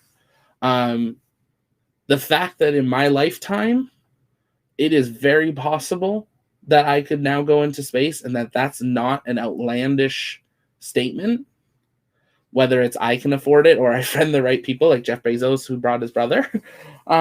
You know, the fact that that is now literally something that, you know, maybe it's not to the moon or to Mars or even to the International Space Station. But the fact that in my lifetime, realistically, I could cross the Kármán line and actually technically, legally be in space is something that I think gives a lot of people goosebumps. And is something that like 3 to 10-year-old me, the way this shuttle was going, and then after that, never would have expected. And I think that's something that's really cool. You're young enough to see it possible. You're young enough to see it possible. You can get a reasonable price for an orbit around Earth and or Moon, or even docking at a space hotel. Yeah. And you know, the thing is, and like a lot of people have said, like, I'm young enough. Yeah, I'm 25. Gotta get some health into shape first to go to space. I know that. And we're working on it. But I don't think it's something that's like 50 years away, which I feel like a lot of people are kind of inferring. And I'm not saying you are, but I've heard other people. We're going to the moon in like 2 to 3 years, and maybe Mars at the same time, not with a crew, but with cargo, like Starship cargo. 2 years later, we're going to be sending crew. In 4 to 5 years, we're sending people to Mars. That's crazy. And I think that's really exciting. And I think that's where we should all be excited, because there's a lot of stuff that happens in space that affects us here on Earth. And a lot of things that are made for space that then become part of our everyday lives here on Earth. Computer chips, trifocals, WD-40. Silly putty was from the war. Like, there's so many things that it's important to recognize that and support it. Now, that doesn't mean we need to pour our entire government budgets into it, but we're seeing that now with private. Private are developing and building the rockets. Governments are doing the payloads. So the fact that I could maybe one day in the next 10, 15 years, book a flight like I book a flight for a plane or something and do an orbit. I would love, like my dream would get to do an orbit or two.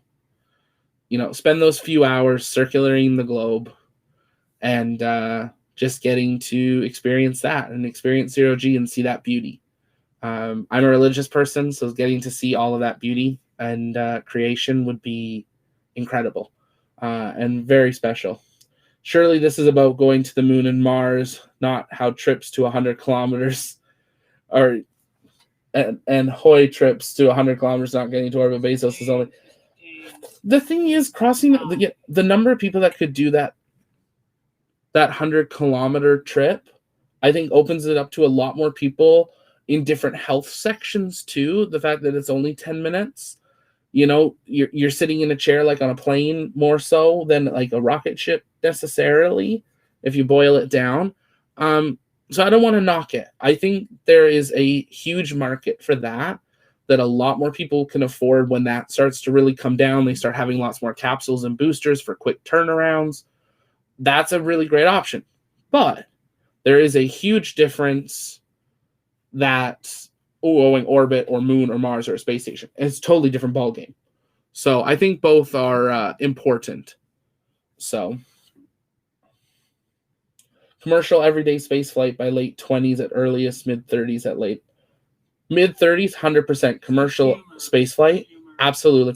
Maybe not every day, but every few days, I think, for sure, or once a week or something. Depends how many boosters they have. That's where we're going to really see stuff, is the booster turnarounds. You are living in an exciting time, and it will come true this time. I was a boy during Apollo, but the promise faded. Now it is for real. Absolutely tubular. And I think that's something that, if you look at a lot of us, YouTubers that are space related, we recognize the Apollo's promise, and we recognize the foundation Apollo laid. And that's why we always try to recognize it. That's why I have a Saturn V behind me and an Apollo lander, and I have shuttles behind me. Because if we don't remember our history and our past, we don't know where we're going, and we're doomed to make the same mistakes. But we need to remember that history, and we can't change it just because we don't like it. We need to focus on our future and what we can change in the future, and remember our history and past for how it got us here. We would not be dreaming of any of this if we did not have the Apollo program, and if we did not have the Mercury program, and if we didn't, lose Apollo 1 or Challenger. We remember them. We will never forget them. They laid that foundations and the safeties we have now. So they're very critical. Place your money on that call. Agree with your point. Yeah.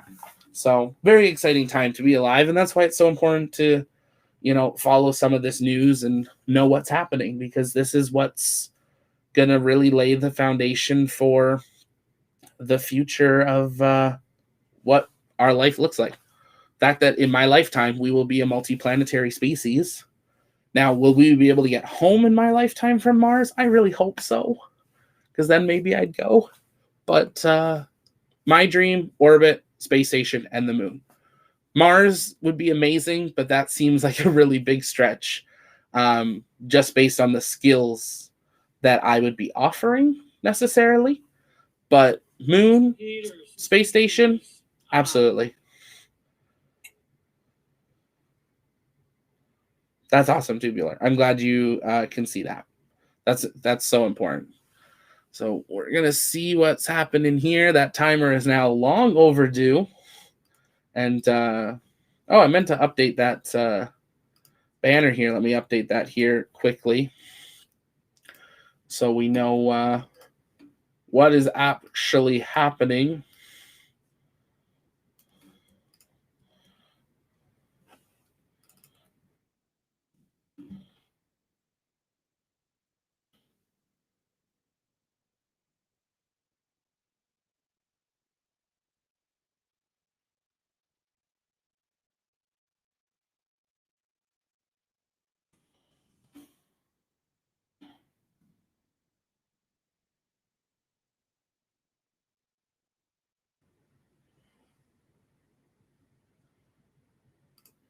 Let's throw that up there. There we go. So we're just waiting for this bill or this amendment to wrap up, and then they will be ready for the big vote. Let's just see how long after that timer we are right now. Okay, we're coming up on that 20-minute mark.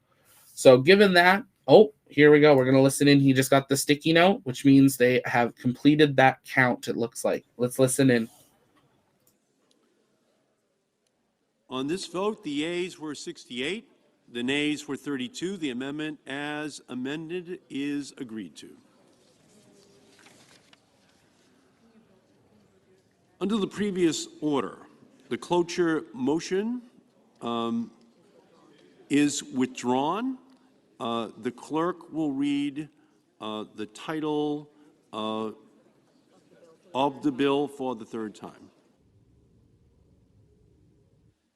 Calendar number 58, S1260, a bill to establish a new directorate for technology and innovation in the National Science Foundation, and so forth and for other purposes. Mr. President, Senator from Washington. Mr. President, I ask unanimous consent that myself, Senator Cantwell, Senator Wicker, Senator Young, and Schumer be allowed to speak before the vote. Is there objection? Without objection, so Mr. ordered. President, I just wanted to take a moment to thank my colleagues and to The Senate will come to order. thank you, And Mr. give its attention to the senator from Washington. Thank you, Mr. President. I just wanted to take a moment to thank, obviously, my colleagues, Senator Schumer and Senator Young, for their hard work on this legislation, and thank my counterpart, Senator Wicker, for his tremendous effort in moving this bill. We have now been on this bill. We reported it out May 12th. I think it became on the calendar May 13th, and literally been working on it since. So this is a very hard effort to produce something very important to today's economy. So I want to thank Senator Schumer's staff, Mike Kuiken, John Cardinal, Megan Tyra, Gary Petrella. I want to thank specifically Senator Wicker's staff, John Keast, Crystal Tully, Stephen Wall, James Mazel, Sherry Pasco. I want to thank on my team, David Strickland, Melissa Porter, and Mary Gunther, but specifically want to thank Richard Dwayne Chambers, who came to the Senate from the Defense Authorization Program Agency, I think maybe like a week before we started working on this bill. So literally, since he joined the Senate Commerce Committee, has been just knee-deep in the conversation of dusting off our R&D for the nation, making a new investment, making more translational science. So I really appreciate Richard Dwayne's effort. I also want to thank Gigi Silas, Sean Bone, John Branscombe, Ronce Allman, Alex Simpson, Jared Baumgardner, Shannon Smith, John Beezer, Noam Cantor, Tiffany George, Jordan Blue, Kara Fisher, Nikki Tushel, Matt Babink, Caitlin Warner, Alex Skiles, George Greenwall, El Wizbano, Alexis Gutierrez, Eric Faride, Brian McDermott, Lucy Cox, and Hunter Blackburn, and Alex Hall. So all of these people, I think my colleagues, this is, they know these bills don't come about easily. They come through a lot of hard work, and we thank everybody for participating in a regular order process out here on the Senate floor to produce a bipartisan result for something so important to our nation's competitiveness. Mr. President. The senator from Mississippi. I certainly rise in support of this legislation and urge a yes vote. This is an opportunity for the United States to strike a blow on behalf of answering the unfair competition that we are seeing from communist China. And it's an opportunity to have a game changer in terms of geographic diversity in our research efforts. This morning, the Armed Services Committee heard extensive testimony about the need to compete with China at the military level.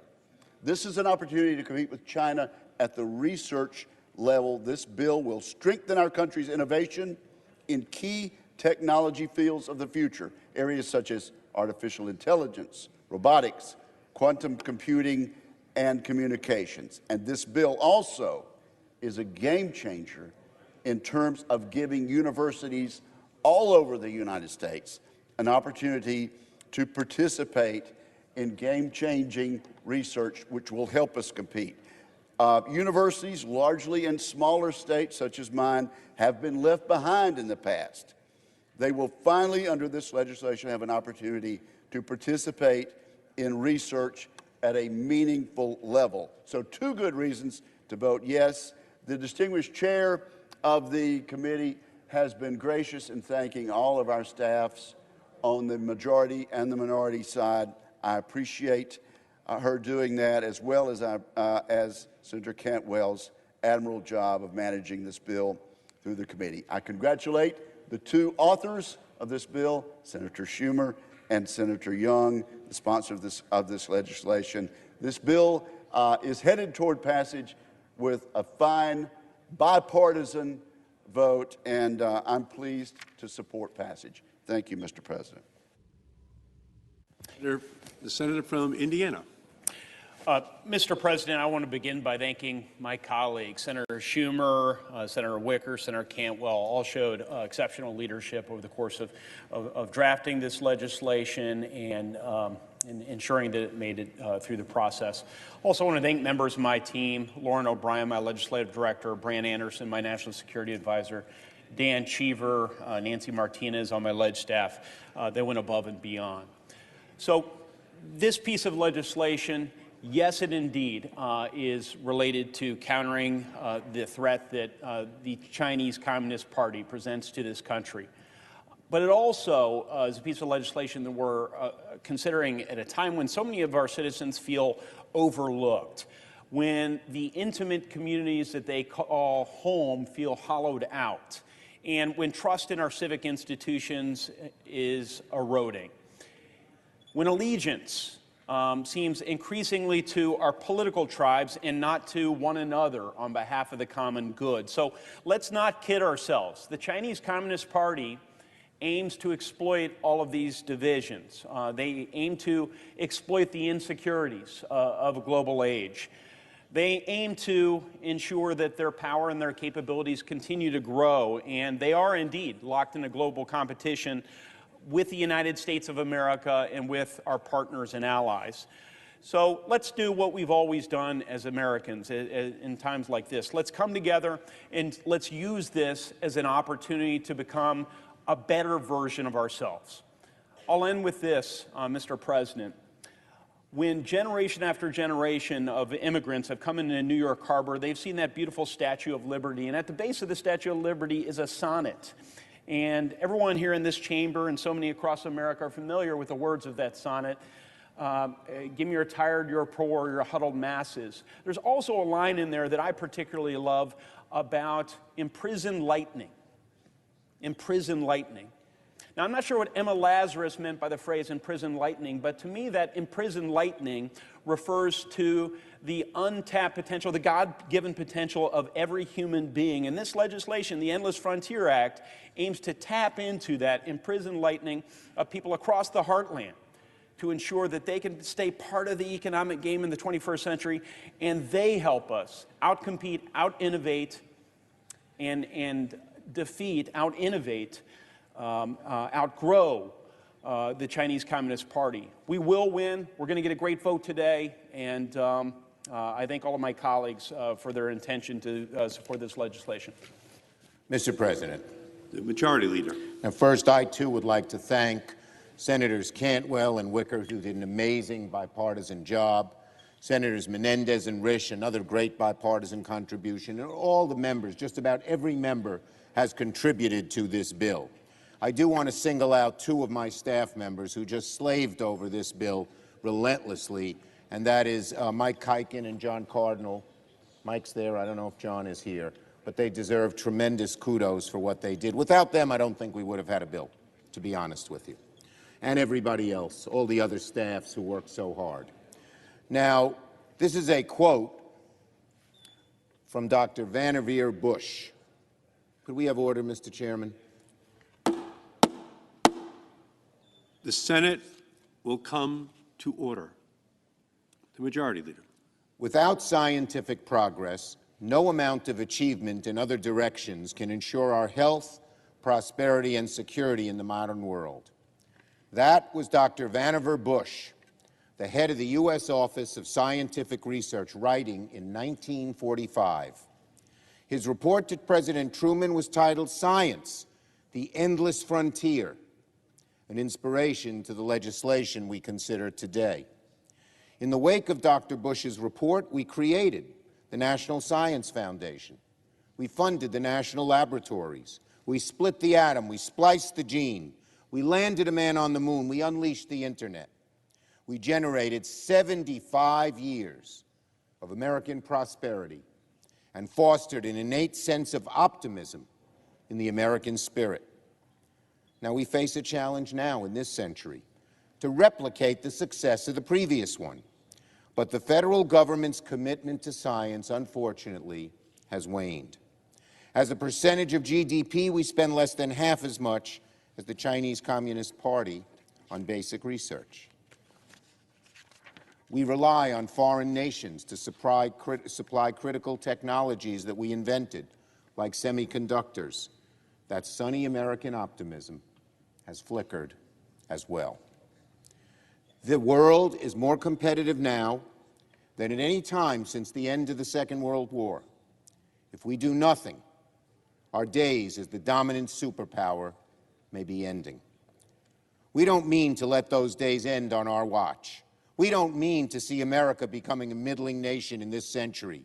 We mean for America to lead it.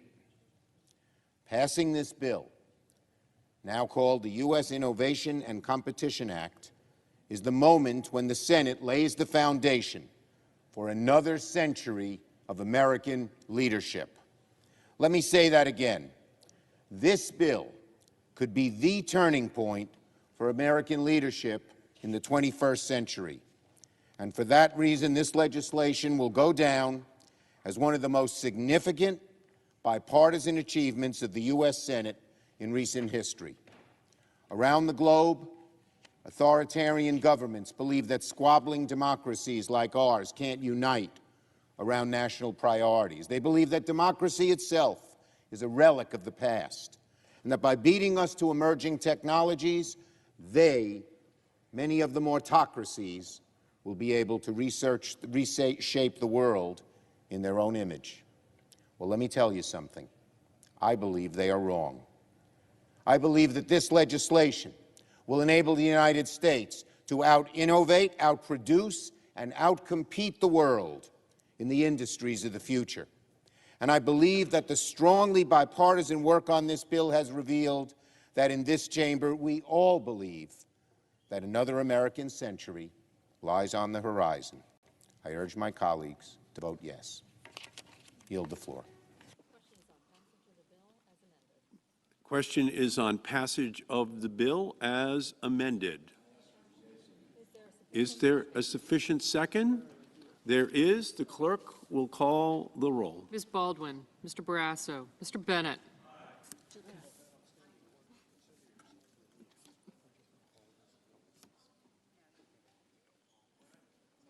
Mr. Wicker.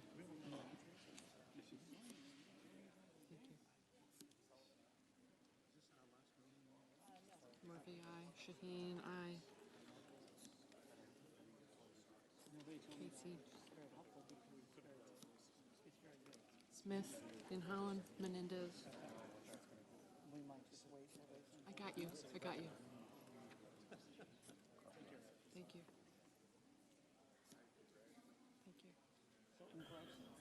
So there we go. They Mrs. are Blackburn. in the progress of voting. So I'll answer a few questions that I saw come in and then listen in. I'll try to stop talking so you guys can hear which senators are voting what when we do hear it. But Mr. Blumenthal, Mr. Blunt, Mr. Booker, Mr. Boozman, Mr. Braun, Mr. Brown, just listen in here. Mr. Burr, Ms. Cantwell, Mrs. Capito, Mr. Cardin, Mr. Carper, Mr. Casey, Mr. Cassidy, Ms. Collins, Mr. Coons, Mr. Cornyn, Ms. Cortez Masto, Mr. Cotton, Mr. Kramer, Mr. Crapo, Mr. Cruz, Mr. Daines, Ms. Duckworth, Mr. Durbin, Ms. Ernst, Mrs. Feinstein. So we can't really hear the senators. They don't have all the mics turned up, but I see some questions and conversations in it. What does this all do with HLS, the human landing system? What this bill does, they've snuck in a part into it that basically forces NASA to select a second human landing system contract. Now, there were some senators that were smart enough that submitted amendments that made it that NASA would need to submit more funding and not change things. There was amendments that The really good amendment is that NASA cannot change SpaceX's already arranged contract, which is a positive and a negative. So the Cantwell amendment makes them choose a second option and gives them, I believe it's 30 days to do so from when this passes. But SpaceX cannot change their bid. So the extra $7 to $10 billion being put into this will then be awarded to whoever gets the next HLS contract, which then most people think it will be Blue Origin for Jeff Bezos. It also happens that the senator that put that amendment in is the senator to Washington, which is where Bezos, Amazon, and Blue Origin are from. So Bezos has not got money. The biggest thing to remember with this is there is no money assigned for this. That money still has to go and actually get, I'm blanking on the word, but basically awarded to NASA. The budgets would have to be changed. This just forces NASA to select a second company. Then NASA will have to go say, we need more money, and then they have to go through that process. But this definitely sets up NASA to be in a pretty hard place.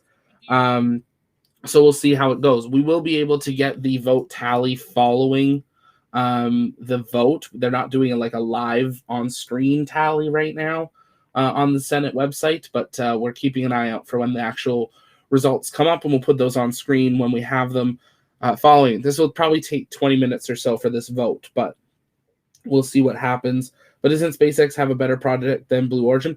A lot of people believe so. SpaceX is a very modern idea, much more opportunities and options, more people, more storage, lots of different things like that with it. Now, but competition's really good. Competition's how prices come down. So we have to see what will happen. He will get that if the amendment passes, but this bill does not give them, yes, correct there, Div. Yeah, it'll cause some issues. The good thing is it does not NASA can do to SpaceX. It doesn't let NASA change that. So that money is already awarded, which means NASA could then technically suspend the suspension on the HLS contract right now. Right now, SpaceX is under an order to not progress on it. But we still have the GAO protest from Blue Origin and Dynetics, which is in front of the Government Accountability Office, the GAO. Then they have, I believe it's until the end of August for their decision, which would then be, did NASA run the bid correctly? Did NASA change what the actual contract or different things are operating and stuff there? So we're still waiting on that, but this changes quite a bit of stuff and puts NASA into a hard place. There we go, appropriated. Thank you, JR.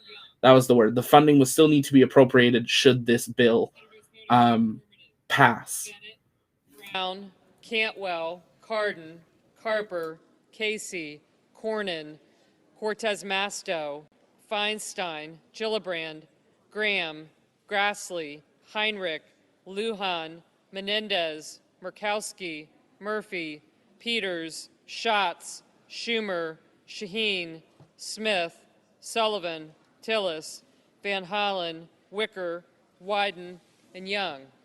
Senators voting in the negative: Blackburn, Bozeman, Cotton, Ernst, Inhofe, Paul, and Rubio. Mrs. Murray, aye. Mr. Leahy. So I just stopped to listen in there and do a rough count. Right now we've got about 7 or 8 no's and right around 28 yeses. So they've still got quite a bit more to go. They need 60 to pass this bill in the Senate. So that is what the number we are looking for, is to hear 60 positives. Now, a lot of people are still in committee meetings, which is why that timer will run out, and they will still allow people voting. So as Who Cares says, it's politics, and that is 100% correct. Well, more of the money is about bragging rights. Bezos already can't get it up. Losing HLS will keep him down, LOL. Yeah, it'll be interesting to see what happens. Who do you think they will send to the moon first, Bezos or Elon? Elon will go to space when Elon wants to go to space. Bezos will go to space because he owns the rocket and has a seat. James, if the government only funded winners, there would be no American car companies. Very true. Very true. SpaceX currently has a craft that can reach orbit with payload. Not well, if you're talking Falcon 9, yes. Starship, no. But SpaceX has proven themselves. BO has a craft that can get to 100 kilometers, but can't fly sideways, which is required to go to orbit. That is correct there, Anthony. Absolutely right. That Blue Origin has yet to go orbital. But New Shepard was never designed to go orbital. So we can't really say that Blue Origin hasn't done it because they haven't tried yet, really. But there's a very good point. SpaceX knows how to get to orbit. SpaceX has sent things, out into space. So into very large orbits too. So SpaceX knows what they're doing. Needs to be appropriated. Yeah. Pretty sure Elon will go to the moon without NASA if this HL. Correct. Now, Elon is not going to stop SpaceX. The fact that they get money from NASA is fantastic. And stuff, and that's going to be great, help SpaceX move along, but SpaceX is still progressing. SpaceX already got like $2 billion in their last funding round before they won the HLS contract. So definitely it might slow them down a tiny little bit just because of actually cash in the pocket, but not a lot. SpaceX also gave options to NASA, and this is where some of the protests came in, that SpaceX then said, oh, well, you can pay us over a longer time, we'll cover more research and development and different things. It's gotten a little messy, but SpaceX is definitely one that will be there. Keeping answering your questions, and we're listening in there. But if you're new here, welcome to the Launch Pad. Here at the pad, we cover everything space, space flight, space engineering, and the future of space. My name's Zach. I am the host here at the Launch Pad, and it's great to have you here. I just ask a couple very quick things from you if you can help us out. One, like the video. It helps it get to more people. Two, engage that subscribe button. If you like space things, we try to cover absolutely everything with news updates, flash news updates, which are really quick ones, live launch coverage and special event coverage, and different things like that. So if you can hit that subscribe button, it really helps us. You don't even have to ring the bell if you don't want to, but the subscribe button does help. And if you're interested in helping support the channel, super chats and super stickers are available, and Patreon is as well. Patreon, you get some exclusive perks in our Discord, you get discount tiers and different things, and you can join our Discord to join in on the conversation, go behind the scenes, Discord exclusive streams and different things like that, and get early access. So we'd love to see you in there, and you can join that. Our Discord, over half of it is open to the public for free, and love to see you in there. So feel free to join and even share what you're working on. We want to build this community. We've all got some incredible skills, and we want you to be part of the Launch Pad. But anything that comes in super chats or super stickers or Patreon helps support the channel, and we appreciate that. Not expected, but appreciated. Sir Ronan, if the Senate doesn't cough up the money for NASA, then all of this is pointless and the delay. Very true. Absolutely there, Sir Ronan. That's one of the big kind of issues with this, is if NASA doesn't get the extra money, it does cause some big delays and concerns on what will happen. Anthony, he already has a plan for Dear Moon, and it's not NASA. So yeah, the plan is there. Correct. Dear Moon's not landing, but it is going to the moon. And going into orbit around the moon. I believe it's one flyby. They're not going into a lunar orbit. They're going on a free return, but they are going to the moon. They would just have to do a burn and they could land. So absolutely, SpaceX is going to the moon with or without NASA, and they're going to Mars with or without NASA. We've got a video coming up later this week, which is going to be your guide to the Artemis Accords. We're covering everything in the Accords, what governments have signed on, what governments may sign on in the future. If you have questions, drop those in the chat for the Artemis Accords, and we'll try to include them in that video. But one thing that a lot of people are wondering is, will SpaceX sign the Artemis Accords?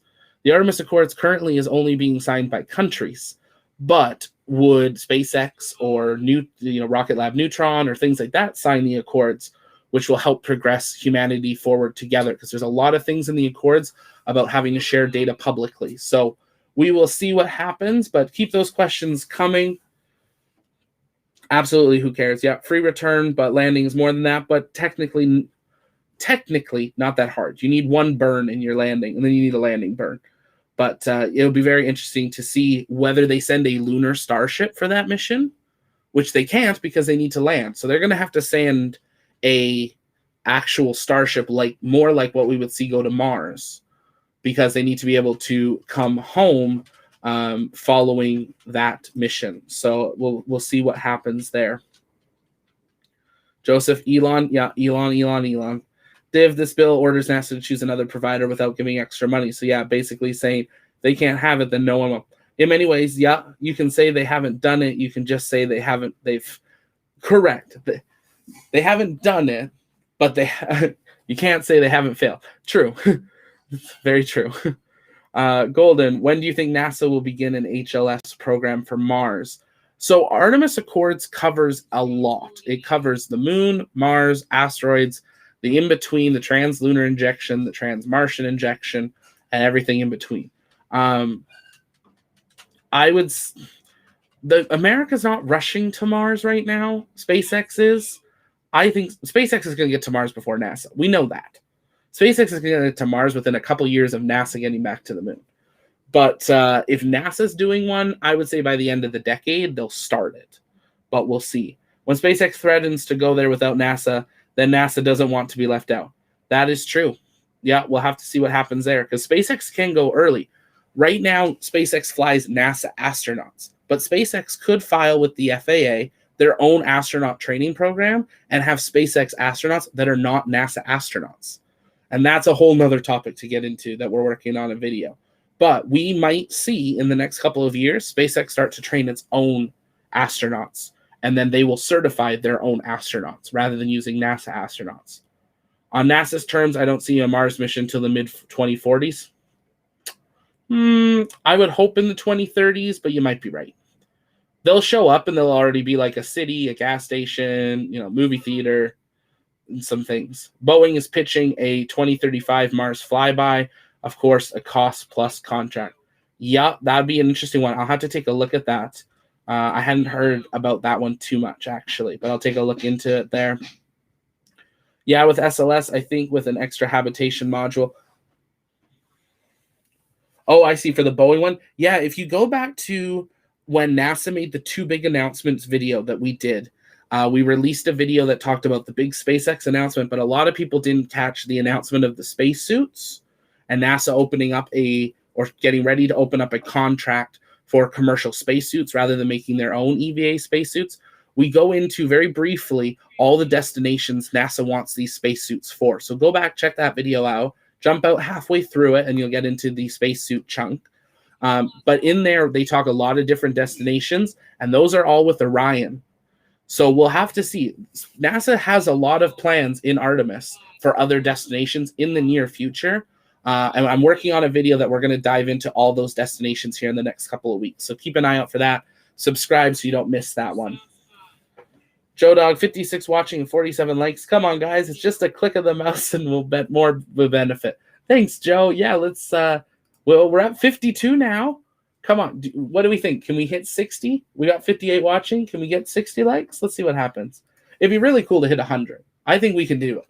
Like, let's see. Can we hit 100 likes? Why? We don't know why Blue Origin hasn't tried to do a lot of things. It's weird because it's this weird in between space where they permanently have potential but have succeeded or failed. They're just kind of there. Yeah, they kind of just exist. We're keeping an eye here as they're looking to finish some of the polling, and we'll see, but still probably got 10, 15 minutes until they wrap up the polling here. Gravy trains for the generations. Yeah. Starship can fly by almost any planetary body in the solar system as it is. That is correct. Starship could technically go on interstellar missions. The biggest thing is power, food, things like that. But, if you took a couple starships, put them together, make a greenhouse, there's a lot of things Starship could do with some add-ons. But also Starship opens up the opportunity that in our lifetime, in the next 40, 50 years, that we see large-scale manufacturing in space. Because can you imagine what it would do to build a Starship in orbit that's like 5 times the size? Or things like that. Now, there's a lot of tech that has to go into that, on how to do that. But Starship opens that door for much larger building, even on the moon as an option, doing something there with the different gravity, but still having like a harder surface to work on. So lots of things to see by. When is SLS's first flight? They are on the clock to by the end of, I think it's by January or February next year. The boosters for SLS were stacked a few months ago and only last a year. So they've got probably about 9-10 months left on those boosters. They are getting ready to stack the core stage that we saw test a couple months ago with the 2 boosters, maybe later this week or next week. Follow us over on Twitter at @TLPN_official. We try to live tweet those SLS updates. What's the vote tally? I don't have a tally right now. They're not releasing that one right now. Sometimes they like put it on screen of like the yes or no's as they go, but they have not done that. But we will get a tally at the end. If she does another out loud count, I will stop talking and try to do a count. November with whatever delays come up. That's what they're hoping for SLS, but we'll see. At the end of, hopefully the end of the year. The Artemis Accords, we've got that video coming out here. Hopefully at the end of the week that will go into absolutely everything. But it is, if you are a fan of Star Trek, it is basically our real world federation, or at least the first kind of generation of that type of thing. It is about going to space together as humanity from Earth, sharing our information with each other and things. Shoroya? I'm sorry, I'm saying your name wrong, but I'm going to say S. Vote happened. It is in progress right now. We are waiting for the results. They are still voting, and once they release it, we will hear who voted what. I will pull up those records and read those on air so you guys can find out what senators, if you have a senator, if you're from the States, voted for it. Amendment is in, main bill in progress. Correct. This is the big vote on whether they will pass the Endless Frontier bill. We are waiting to hear that. Sorry, I'm a little behind here, guys, trying to catch up. This bill is another gravy train for BO and the so-called national team. Yeah, it's interesting. Now, Blue Origin is not directly listed in it, but a lot of the writings on the walls. It's like the Geneva Convention or Geneva Accords. Yeah, that's a great way of looking at it. How is Elon going to become the Emperor of Mars if he submits to the wills of Earth's nations? There's a lot of questions on what. There are a lot of questions on what, how that'll all work on government. In the Artemis Accords, it does make no one allowed to claim land on the other planetary surfaces. So that's a big thing. So we'll have to see what happens. It's an interesting question there, Serona. Anthony, NASA will simply have to buy tickets from SpaceX and sit beside vacationers going to Mars for a short 2-year vacation. I would like to say that sounds like a joke, but it might actually be very true. No problems. He will be free there. Haha, yeah. Is there any trend on whether the bill is expected to pass, or will we figure out just now? We'll find out in the next probably 20 minutes, not even. I think it's going to pass pretty, I don't want to say unanimously. I'm expecting at least 60, 70 votes. It needs 60 to pass. It needs 60 yes votes to pass. I'm thinking they're going to be in the 70s. Let me know in the chat. How many do you think will vote on it? There are 100 members in the United States Senate. So let me know in the chat, out of 100, how many you think will vote for this bill. For the other 2 votes we saw today, we saw a vote of 42 to 58 rejecting one amendment earlier today. And then on the motion to proceed to these next 2 votes, we saw 72 to 28 in affirmative to progress in the vote and to skip one of the steps. So I'm thinking we're going to be in the mid-70s, but let me know in the chat what you are thinking. They're working on the tech for Mars, including nuclear-powered engines and SNC life modules. Yeah, lots of things in progress for Mars and for the moon. And boom, more likes than watching. Yeah, thanks, Joe. That's awesome. Thank you guys for liking it. That is huge. Really does help it. And hit that subscribe button. Let's see. We're 25 away from hitting 2,600. Do you think we can do that? I think so. Hit the subscribe button. Let's see if we can get to 2,600 before the end of the stream here. We'll be on for a little bit. In some ways, NASA will be more advanced than SpaceX when they actually go to Mars, but this, of course, only works with proper funding. Correct. NASA has a lot of tech and a lot of history. SpaceX is new. So NASA is technically more advanced than SpaceX. Technically. SpaceX has much more advanced rocketry than NASA. But in all other tech, NASA would be advanced. They're slowly reading off votes, FYI. Yeah, they're reading them as they vote, but we're not hearing all of them. At the first half of the votes, they just said the names and we didn't actually hear aye or no. So we should know here in the next little bit. And it's more exciting not knowing. The one time I did do a tally at the beginning, we had 28 ayes and 7 noes. So if we multiply that out, they're going pretty well. I like Elon's passion, but I don't see a financial incentive to stay on Mars. And without the incentive, SpaceX will need NASA and government to make. Now, we'll see what happens on Mars. There's a lot of private research and manufacturing that's going to be really great in low Earth orbit. That's what Sierra Space is working on. So we will see what happens with that. But there could be a lot of reasons for Moon, for orbit. We'll have to see why Mars. Why is SpaceX not developing nuclear propulsion? I think they might in the future. I think it's because it's so difficult to do, as well as right now there's only one rocket that can launch nuclear things, and that's the Atlas. Once they prove Space Starship, then maybe we would see something nuclear, but we'd have to see. Are they going to vote separately on all the amendments? No. So right now they are voting. We just had a vote to pass the Schumer amendment, which had over 100 amendments included.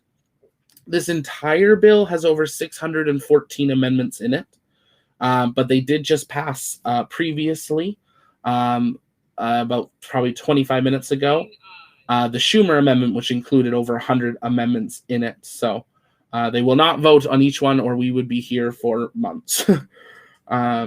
Mike, are we winning, son? I think we're doing pretty good. It's lots of ayes. The ayes are definitely winning for it.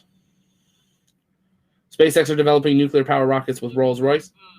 It's definitely on their plans. I hadn't seen. I know Rolls-Royce was doing stuff. I didn't realize that was with SpaceX. That's good to know, Robert. Thanks. White House. That's not the White House. That's a gentleman whose last name is Whitehouse. In the future, we would only see Starship replicas with their own designs, purposes, ranges, and technologies. So some other methods going to space with crazier ideas. So other companies will build stuff like Starship. We're seeing that with Falcon 9. A lot of things are starting to look like Falcon 9 from other companies, so it'll be interesting. Do you think Spirit and Opportunity can be revived when humans go to Mars? In the Artemis Accords, Spirit and Opportunity are not allowed to be touched. They are, and we'll be going into that in the video coming out later in the week, but in the Artemis Accords, it protects all historical artifacts from being touched, changed, moved, or disturbed. Now, could NASA approach? Maybe. But I think, if anything, they will be made historical monuments, maybe put something around them to protect them. But they are historical pieces that I believe should just be left as they were, rather than trying to revive them. They're special. They're our first thing. My name is actually on Spirit and Opportunity. I was very lucky enough as a young kid to have found a link on the NASA website that I got the opportunity to enter, to have my name put on it and my family's name. And we were able to be selected and have our name on it. So I would love to see them preserved as they were intended, as those early rovers. Like a space elevator, skyhook, space plane, some other propulsion methods. Some other propulsion methods will work on other planets. Things like a space elevator really won't work at Earth, atmosphere and gravity and stuff, but other places it could. Absolutely. Bradley, sadly, I've got to go, so tag me in Discord when the vote is in. Sounds good, Bradley. I will make sure we tweet it and post it in Discord. Thanks for being in here. I know I'm running a few minutes behind on here. Let's see. Here we go. We're seeing your votes. Out of 100, what do you guys think the voting will be? I'm thinking mid-70s. We've got 69. We got 72. We got 69, 420. Well, there's not enough. That's too many people. Shout out to Matt Lown for passing, I believe it was 420,069 subs today or something. Or maybe it was 690,420, something in there. But congrats to him. That's a fun number to hit, and super awesome to see his channel growing. Dino load, or would the future be just more companies presenting upgrades to the Starship? I think a lot of companies will just use Starship. It'll work. Why would another company need to develop other things if Starship works? Competitive is important. I think they should all come together and work on what's after Starship in orbit. That's what I think should happen. But we'll definitely see other companies try to compete with Starship in the future. Serona 78.4. Airspan, what about the part affecting the HLS program? So they are affecting if NASA has to choose a second option for HLS. So this is forcing NASA to select a second HLS contract, but does not award them the money. That money would still need to be appropriated to NASA. But this could definitely harm Artemis, possibly. But there is also amendments in the bill that protect NASA's contract to SpaceX, not allowing them to change it. So we'll see what happens, but they've got a lot of names. We should be getting the vote here in the next few minutes. Who has the most advanced satellite technologies now? Boeing, question mark. It depends on type of satellite. I would say Starlink's pretty advanced for the type of satellite, but it's a small satellite. Now, they're $250,000 each, but it's a small satellite. Depends on the type of satellite you're talking about. Lockheed Martin and Airbus make the most advanced. They do make some very advanced ones. Yes, lots of satellite opportunities for Mars. Elon wants to take Starlink to Mars, which would work for communications on Mars. The biggest thing we have to figure out is how we're going to do the relay to Earth. Because our orbits are never the same, like we're not linked together, we might have to deploy like orbital rings of almost like relays between Earth and Mars if we want faster communication. But I mean, we also have to think it's only 11 minutes one way. So if we could get that shorter, it'd be great, but it's going to be a very long time, if ever, that we have communication that's immediate, like a Skype call or a Zoom call from Mars to Earth. Yeah, all you need to do is have a nuke blow up in the air. Yeah, wouldn't kill all of it, depending on how much, but it would have to be very careful. That's why building an orbit is a very good opportunity for it here. And it looks like they're still voting here. Trying to keep an eye on. We're watching for that yellow sticky note to get handed to the president of the Senate. Yep, Mars is a great stepping stone for stone and base for asteroid mining. Lots of stuff in the Artemis Accords and in the new spacesuits about asteroid mining. Definitely. I don't have the exact amendment right now that gives BO money. It does not give BO money. There's nothing in this that requires it to go to Blue Origin, but it does require NASA to select a second contract, and most people in the world believe that would go to Blue Origin. Big reason the senator that put that amendment forward is the senator from Washington, which is Jeff Bezos' state, Blue Origin's state, and Amazon's state. NASA too, but civilian. I'm not sure where that link. Sorry, Div. Anthony, if they find nuclear fuels in asteroids or elsewhere, they may use that. Very true. Joseph, imagine launching a 100-ton satellite to geostationary orbit with Starship and refueling, and then the thing could expand to huge sizes. Like we could see a monster telescope and stuff. Absolutely. Starship opens the door for so many things happening. It's really an exciting thing to see. And opens the door for other things to be dreamt of what we could build. Like if you think about the James Webb telescope, huge telescope, I believe Starship could launch something bigger in one launch and be a reusable rocket. So that's a really cool thing out there. I remember some years ago, Shotwell had said SpaceX tried to get access to develop nuclear propulsion, but were denied. They're much more proven now and plugged in, but seems focused on Raptor. They're focused on Raptor right now. Someone did mention that they're working with Rolls-Royce on some nuclear options. I don't think SpaceX necessarily wants to have to do everything either. They want to know what they know what they can prove, know what they can build, and focus on that. Your name is on the lander, so the aliens know. Yeah, my name's on the moon at least once. My name and a lot of my family's names are on Spirit and Opportunity. And then my name is on Curiosity. It's on Perseverance. It's on Insight. And it's on, I think, one other thing that crashed into the moon. And then my name will be on, and actually the launch pad will be as well on the going to the moon with the first Vulcan Centaur mission. There was a coin by, I'm blanking on his name. He's on Twitter. I'll find him in a bit. Super awesome guy that ended up doing his own thing that you could send your name. Not Mr. Beast. I'm blanking. But really awesome opportunity that my name will be on the moon for that, on going on a new rocket with a little rover. Ooh, I can't catch up to you guys. Chat so fast. Starship will probably be the base plate for the future spacecraft. Absolutely. Joseph, this is what I keep saying with the new company. Stop competing with Starship and start building things to take advantage. Absolutely. Yeah, take advantage of Starship. Use it.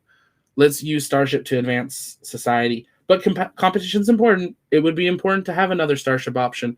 But Starship is years ahead of anyone else. National Reconnaissance Office makes the most advanced optical satellites. Airbus and Max are building absolutely. NRO makes some huge satellites. I'm most excited about Sierra Nevada's portable space station. Yeah, so Sierra Space now, they've separated off from Sierra Nevada Corporation. So Sierra Space now, they're just getting ready to launch their website. We did a video on that a couple weeks ago when they made that announcement with the Dream Chasers rocket coming back, which is super awesome to see that they're going to use Dream Chaser to their station in the near future. Well, near future as in near few years. But yeah, Sierra Nevada and Sierra Space have some really cool stuff. They can make a big data center in orbit in Mars. Yeah, very true. Yes, faster than light travel is very difficult. Right now, yeah. One day maybe we'll figure it out. Golden, imagine if NASA picks Dynetics just to troll Blue Origin. That'd be hilarious. It would be really funny, but that's probably not. Dynetics option doesn't work. Like NASA even said right in it, it does not work. Oh, she moved her chair. Is she going to back up? Is she turning? Oh, is she turning? She's handing the votes. Here we go. Let us listen in to On the this results. vote, the yeas are 68, the nays are 32. The 60-vote threshold having been achieved, the bill is passed. There we go. They have passed it. 68 Senator yay, from Washington. nay Mr. 32 President, no. I ask unanimous consent that I and Senator Schumer be permitted to complete our remarks prior to the next vote. Without objection. Thank you, Mr. President. You know, it has been more than...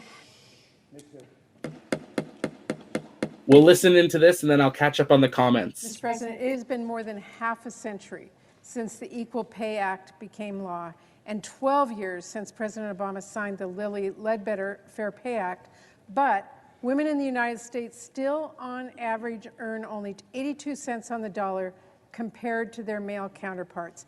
And the wage gap is far greater for women of color. Because even though the Equal Pay Act and the Lilly Ledbetter Act were critical steps forward, there is clearly a lot more we have got to do. Right now, an employer can brush aside reports of pay discrimination by saying things like, quote, well, he was a better negotiator, or they work in different buildings. I mean, what does that have to do with it? And too often, a woman's history of being paid less means she gets paid less in the future because her past salary can be used to determine her future salary, regardless of what her counterparts are making or her new responsibilities. And that has real consequences for women and their families. Today, 4 out of 10 mothers with children under the age of 18 are their family's primary or sole breadwinners. As families rely more on women's wages to make ends meet, the gender pay gap has an even greater impact on children. For example, over the course of just 1 year, the wage gap for Latina women averages almost $30,000 less compared to what a white man earns. We are talking about women losing out on hundreds of thousands of dollars over the course of their working lives. And that is money that could go to pay the bills, put food on the table, buy a house, start a business, save for retirement, get an education, and so much more. Instead, women struggle with lifelong financial effects, including higher poverty rates as compared to men. Women are being shortchanged, plain and simple. And this pandemic, by the way, has made things worse. Millions of women now, as we know, have left the labor force, and many have fallen behind, just as caregiving responsibilities have disproportionately fallen on them. According to one study, a woman who was earning about $47,000 a year before the pandemic could lose nearly $250,000 over her lifetime, assuming she's able to... So I'm going to keep listening in here to what they're talking about, but I'm not sure this is directly relating. There's a lot of things in it. But catching up on some comments, Starship could even launch an unfolded James Webb. Not sure fully unfolded, but could definitely launch a bigger James Webb. Follow chair laughing if Dynetics is picked over, it would be poetic justice. Lunar South Pole is best for large telescope, no atmospheric distortion. Very true. Solar sails to fly the sun. Ooh, that's an interesting one. I'm not too sure about that one. I don't know enough on that one to even answer that. I believe it was SpaceX centric. That sounds, maybe? I'm blanking. He just moved. He did this thing and then he moved. And he's setting up a new studio. Tubular, while you have spread your name around the solar system, now you have to follow him. That's the goal. Like, it would be so cool to go to the moon and then be like, oh, look, there's my name. That's been here for so long. Yeah, 6832. It has passed. That has TJ Cooney. That's where it is. Thank you, Icy Word. That is who it was. TJ Cooney for it. Was the Burnley Amendment passed too? I will have to read through it and try to find out if that was in there. I'm not 100% sure. Senate websites that it's just the Amendment 1502. Yes, they have not updated yet the website with the full vote for it. That is... I'm not sure why they listed it that way. They've listed that wrong. The amendment happened, and it might have been 68-32 as well. I'll have to scroll back and see. But because there was the vote on the amendment first, then there was the vote on the bill. So it's very possible that we're seeing that amendment result first. But let me just scroll back here and double check where they finished the last vote to see what the results of it were. Because that will tell us if it was also a 68-32. It was. So the amendment was 68-32, and then the bill was 68-32, which does not surprise me that they were the same for it. Let's listen to Chuck Schumer here for a minute. Working in a very bipartisan way on numerous subjects, including the competition bill that just passed, but it appears there are real limits to bipartisanship here in the Senate. We're about to vote just to start debate on a bill that's very simple: provide equal pay for women. It's a modest proposal to address a real problem in our economy. They are now progressing on to their last vote of the day, which is on some equal pay stuff, the Fair Labor Standards. So they have wrapped up with their vote for the actual space bill that has happened. So we're going to keep up here. I'm going to just pull up a screen here. What should we put on the screen? We'll leave this and we can keep an eye viewing, but we'll keep answering your questions for a little bit. And then we will probably wrap it up for tonight or for today. And we will do a flash news update later in the day. It was stripped out before it even went to vote. I love the anecdotal arguments. Yeah. Bill is passed. That's a good sign, right? It's a good sign for competition. It does lay some hard stuff for NASA ahead. They now need to get a lot more funding. I agree with what the woman is saying. Oh, but it's really hate erroneous earmarks that have nothing to do with the bills. Yeah, so they are both now talking about the next bill. So what that lady was talking about was not related to the Endless Frontier bill. It was on something else. So they are now progressing to their sixth and last vote of this session. So that's what it is. It was not connected. Yes, I need more space. TJ Cooney. Thank you, Joe Dog. That was an awesome one. He's sending my name and some of my best friends as a engagement celebration, baby celebration with their baby's name on it as well. So very exciting. Money-based systems are just flawed from Anthony. They can cause issues there. We're almost caught up here. What I was talking about earlier, they stuffed all kids of all things into this bill. Some not related. Yes, there's lots of stuff in here, Space Pony, that's not space related. Yep, TJ Cooney. Thank you, guys. Ella just skipped over me and thanked the other guy. Rip.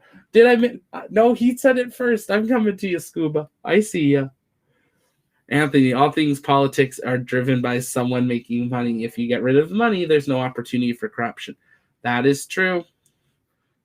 Let's hope Congress strips out the Cantwell Amendment for it. We'll see you later, Tubular. We will see what will happen, but it has passed, and now they're voting on something else because that's just how quickly the Senate moves along. But I think that is where we'll leave it open for a few more minutes. Send in those last-minute questions if you have any, but we will probably wrap it up from here at this point. Last couple of things, though, if you can hit that subscribe button, it really does help out the channel and help us be able to reach more people. So hit that subscribe button. We're just close to that 2,600 mark, so we want to see maybe we can get to that by the end of the week. If you haven't followed us over on Twitter, that link is coming in the chat right now. Make sure to go follow us over on Twitter so you never miss space news as it happens, and join our Discord. We do a lot of exclusive streams on Discord, talking about things, advanced streams, covering other coverage like this, early access, whole bunch of stuff. And if you're interested in helping support the channel, you could drop a super chat or a super sticker now or anytime in the future if you're interested, or join our Patreon. If you join Patreon, we've got exclusive discount channels that you can access, upgraded names, discounts to our Launchpad shop, and all that helps support the channel. So we appreciate your guys' support. Anthony, I think the 100 tons to orbit, we will see some serious construction in orbit. I'd like to see an O'Neill cylinder. Yeah, 100 tons to orbit is going to open a huge door for things that can happen in space. But I think with that, we'll wait a couple minutes, see if there's any last-minute questions. According to this thing, it would take about 40 days to get from Earth to Mercury at their closest. I don't think that's right. To Mercury? I don't know. Not right. That's not possible. Maybe at like propulsion. Like, I don't even know at what speed you'd be going. Like light speed, maybe? Not light speed, but something. Yeah, that is definitely not correct. Wayne, very cool. You stream this, a true space geek. Oh yeah, thanks so much, Wayne. We try to bring you guys this coverage. It's important things to know on what is actually happening in space. What I will do is I will pull up the vote here so we can see what senators. We're just waiting for that to come out. See what senators voted in the yay and what voted in the nay. We can pull up the tally for at least the amendment at this point and have an idea on that. Here we go. This is it here. And we'll go here, and we're just going to change this screen sharing here for just a moment. So bear with me as we switch this.